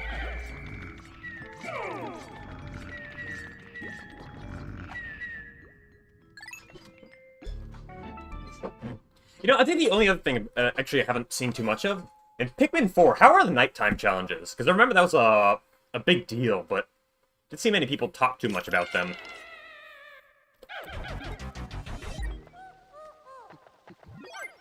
Let's kick him in the nuts.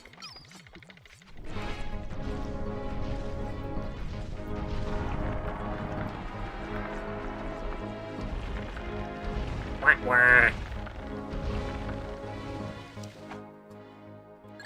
Alright, that's it! Pikmin 2, 100%. This is one of very few games I really like to 100%.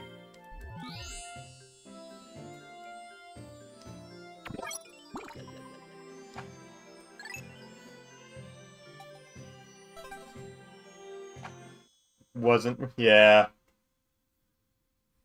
It looked like it'd be like some kind of tower defense thing.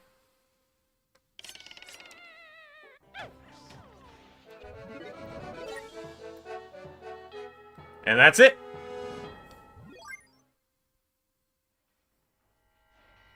Yeah, I'm not one for 100%ing many games. Pikmin 2 is one of those exceptions. It feels kind of natural to 100%, to be honest.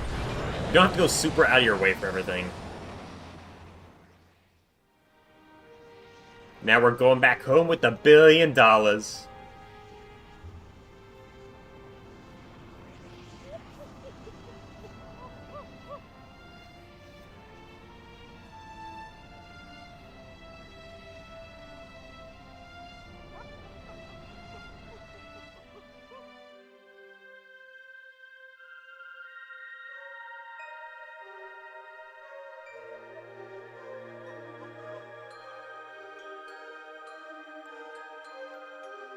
In context, it's kind of funny because Olimar just exploited all these Pikmin to make billions of dollars, and they all love him.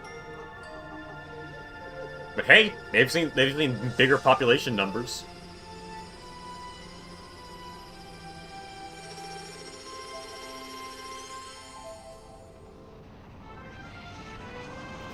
I know in the greater context, he's like the old. I remember like they kind of put a good spin on it, the Pikmin 1 ending, where the Pikmin learn to defend themselves. So the context is really funny, though. But hey.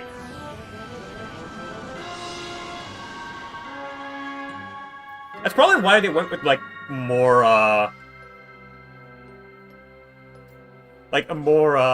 what's it called? Good-willed missions in, like, Pikmin 3 and 4. Where it's like, oh, you're rescuing... Actually, no, you get treasure in 4 as well. Never mind. But you're rescuing people and making some fat stacks on the side. And then again, I honestly don't...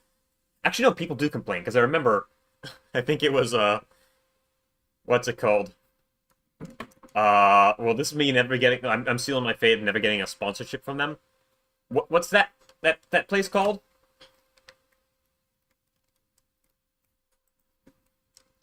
Or the one, like the one that has, like, the meal shipping service? How they use slave monkey labor? 38 lost to fire. All of those were to the Titan Dweevil. 188 to explosion. 10 to poison.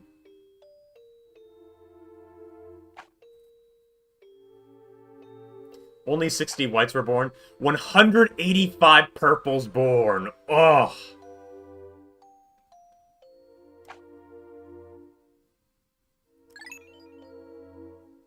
If we played our cards right, I wouldn't have needed to, like, get that many purples. Ugh.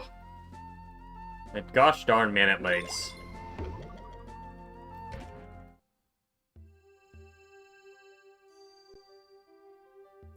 We got the Anode Dweevil. We missed the yellow candy pop bud, but it's, like, not a big deal. That's everything. And then we also got Louis' notes for everything. So if you ever wanted to figure out, you want to figure out how to eat a bread bug.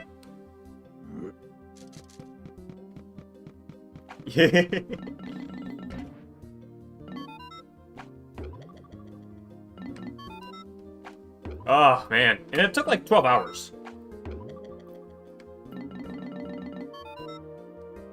It's kind of funny. I think it's like, especially when you're a teenager, you really, like, when you're a teenager, which is arguably like the biggest games market, you want these like big forever games. Like, big open worlds that you can do anything in. This is why Bethesda absolutely got us all by the balls in the mid-20... in, like, 2010. 2010? No, 2012. 2012. Because Skyrim was that perfect forever game. Blast from the past. So retro!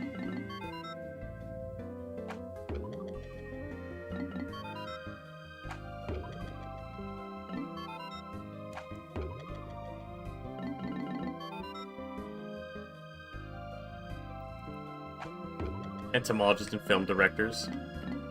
What's the sales pitch for Louis? A new employee of Hawk Day Fright. Louis is often silent. Nobody knows what his thoughts lurk in mind. He appears to operate on the same wavelength as insects, often with dangerous results.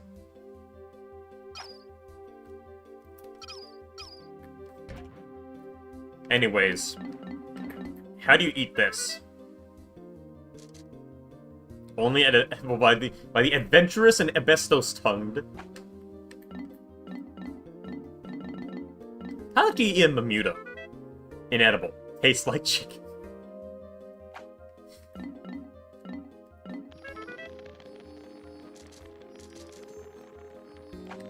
Feels like in-depth. Pizza topping? Dude knows. Go for the jelly floats.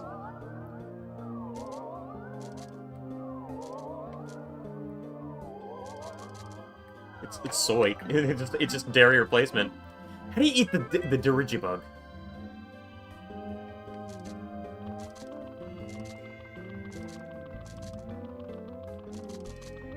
I think this is a very worthwhile reward. What about... How do you eat the Gatling groin? You remove the can and ammo stockpile, then vigorously tenderize the meat with a heavy mallet. Stir-fry with caramelized onions and... That's actually kind of making me hungry.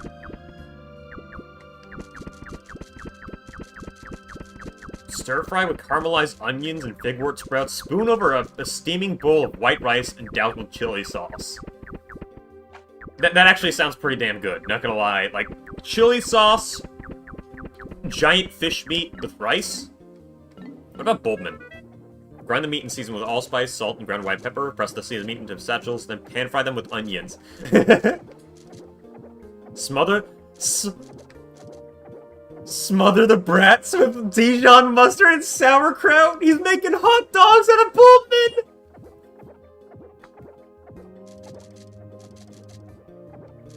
Dude just eats Bulbman and hot dogs! What the hell, Louis? How does he eat children? Let's see that. This meager creature offers little meat, but its eyeballs are a local delicacy. We have bull bears. Unravel green curry, peel away the spiky bull bear skin, pulverize the juicy innards, and stew until curiously fragrant. Wait, I want to see this. The largest of the Dweevil family. Protective components of...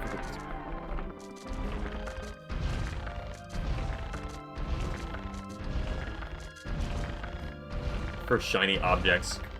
How does Louis eat him? Eaten raw, his legs are bold and full-flavored. What a satisfying crunch. Dude just ate this bug and then possessed him. What about the raging long legs? Boiling or baking can diminish this creature's overpowering musky scent. Only suitable for serving to unpleasant in-laws. Look, dude, those are like lobster legs. Segmented cropster, what are the absolutes? Dessert meats are all the rage. Sorbets, pies, and parfaits you can make with the claw meat? Oh. Well, this one's funny. Inedible. Known to cause mass hysteria, followed by leg spasms and internal thunder. I do love the implications that he just eats everything. Dude, low-key, Louis' notes makes me want to try. Like, how do you eat the giant bread bug? Every ounce of it is flavorless. Only good for intergalactic all-you-can-eat buffets. He knows. A mint braised snagret shank? Dude, this all sounds so good, man.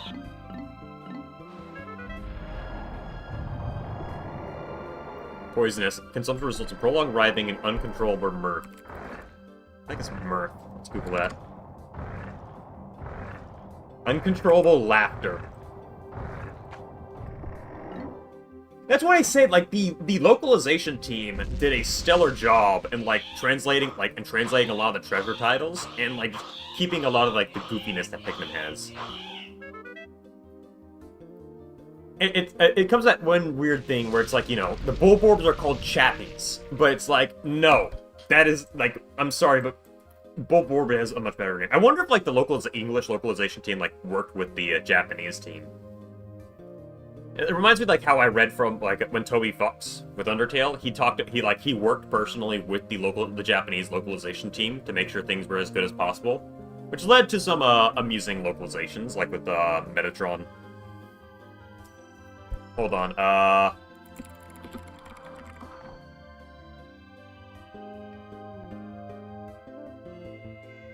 Queen Cheppy. How does he eat this? Make a pâte de foie gras from this massively obese creature's liver and spread it over a sesame cracker.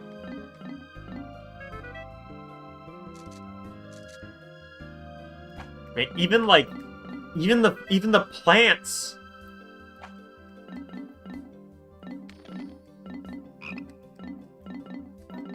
Okay, what looks especially tasty? This guy looks like he'd be pretty good. No stove, no problem. This sizzling beast practically cooks itself. Remember to thoroughly extinguish the steaks prior to eating.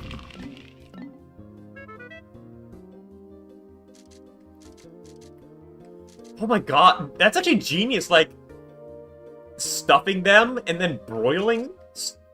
Dude, like, those are like bull bear dumplings.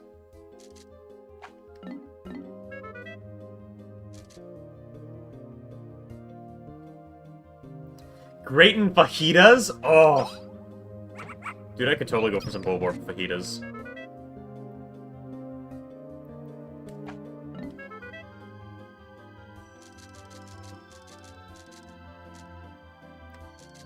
Dude, man. Louis existed in real life, he'd be a menace, but he would make me eat a bulborb, you know? It's like, these things are so adorable, but it's like, if you gave these guys, like stuffed meatballs, I'd be popping them like crazy, you know?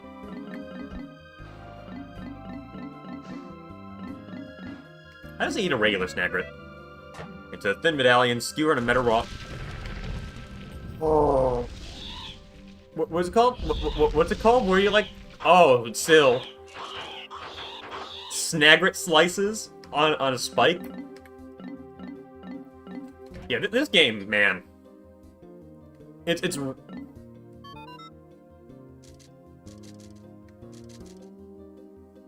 does render these purpose. Every single detail of Pikmin 2 is just so chock full of just... Whew. Spice. It's wit. It's funny. It's great. I love it. An apocalyptic weapon made of super heavy gravity compressed materials of unknown origin. A mild detriment.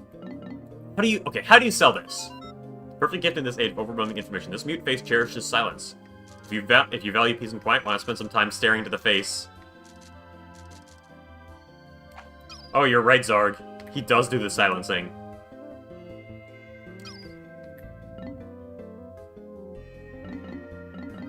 And then also, the game also made me hungry when I was a kid, explicitly because, like, come on. Look at that great low-res donut.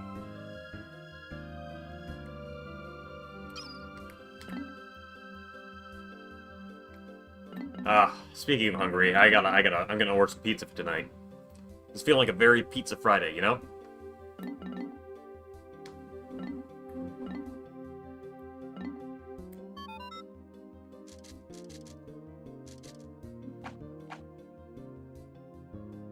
Anyways, that is Pikmin 2.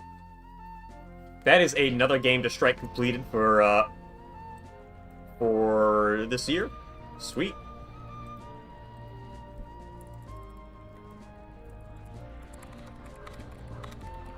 I'm trying to, like, actually actively take notes of how much I'm, like, of what I'm playing and watching. I want to, like, spice things up a bit.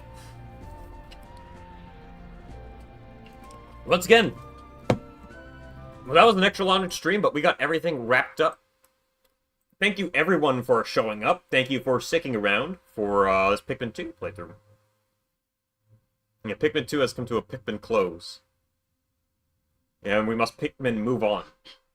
So, I'll definitely, like, we'll probably do some more casual streams. I want to do stuff that's easier, but I know definitely, if these streams pick up in popularity, like, we get, like, or, like, pick up a momentum, like, it's not, like, ask for anything huge, but if we can get things more consistent, I will definitely invest into a capture card, get my Switch hooked up, get a nice mini monitor, and get some console setups going. I know that, well... Actually, it's mostly just for my Wii, because if I'm going to be playing some more GameCube or Wii games, by God, I want that performance. I don't want random frame drops. I want that Full 60 FPS on native hardware, no issues, no delay, no nothing. You dig? Yeah. That's pretty much all we got for tonight. So, next Monday, we will be starting a Pokemon Black Nuzlocke run. And then we can... The nice thing about that is that we can immediately roll that over to a Black 2 run. So that can actually, like, keep us pretty well sated. Like, I'll be replaying a game, doing a challenge I've never done before, and, rolling that over. And then after that, we can also do Platinum. I think Pokemon would actually be pretty good, too. Like, those are the 3 games I've been meaning to replay after all these years. Black, Black 2, and Platinum. Ah, man. Yeah, that is all we got. Anyways, that has been a good 4 hours. Thank you, everybody, for tuning in. Always appreciate chilling here with y'all. Monday, we're gonna get some real hardcore power gaming started. I hope. And honestly, what's it called? I hated Black for some reason when I was younger. It just didn't click as well. But man. And you know, if you guys are extra lucky, you might get extra streaming time because the economy. But you know, we're not gonna worry about stuff like the economy, stuff that's fake like that. Yeah, for most of the fandom, they hated it because you couldn't get access to any Gen 1 Pokemon. I just didn't like the game. It felt like it ended too early. And mind you, this is coming off the backs of Platinum that had like all the gym refights. It had all the had like the Battle Frontier, had all those extra post-game side quests. And I remember the post-game content in Black and White 1 being really, really lacking. Then Black and White 2 came out, and it was a step up for like optional content that you could do. There's so much more you could do in that game.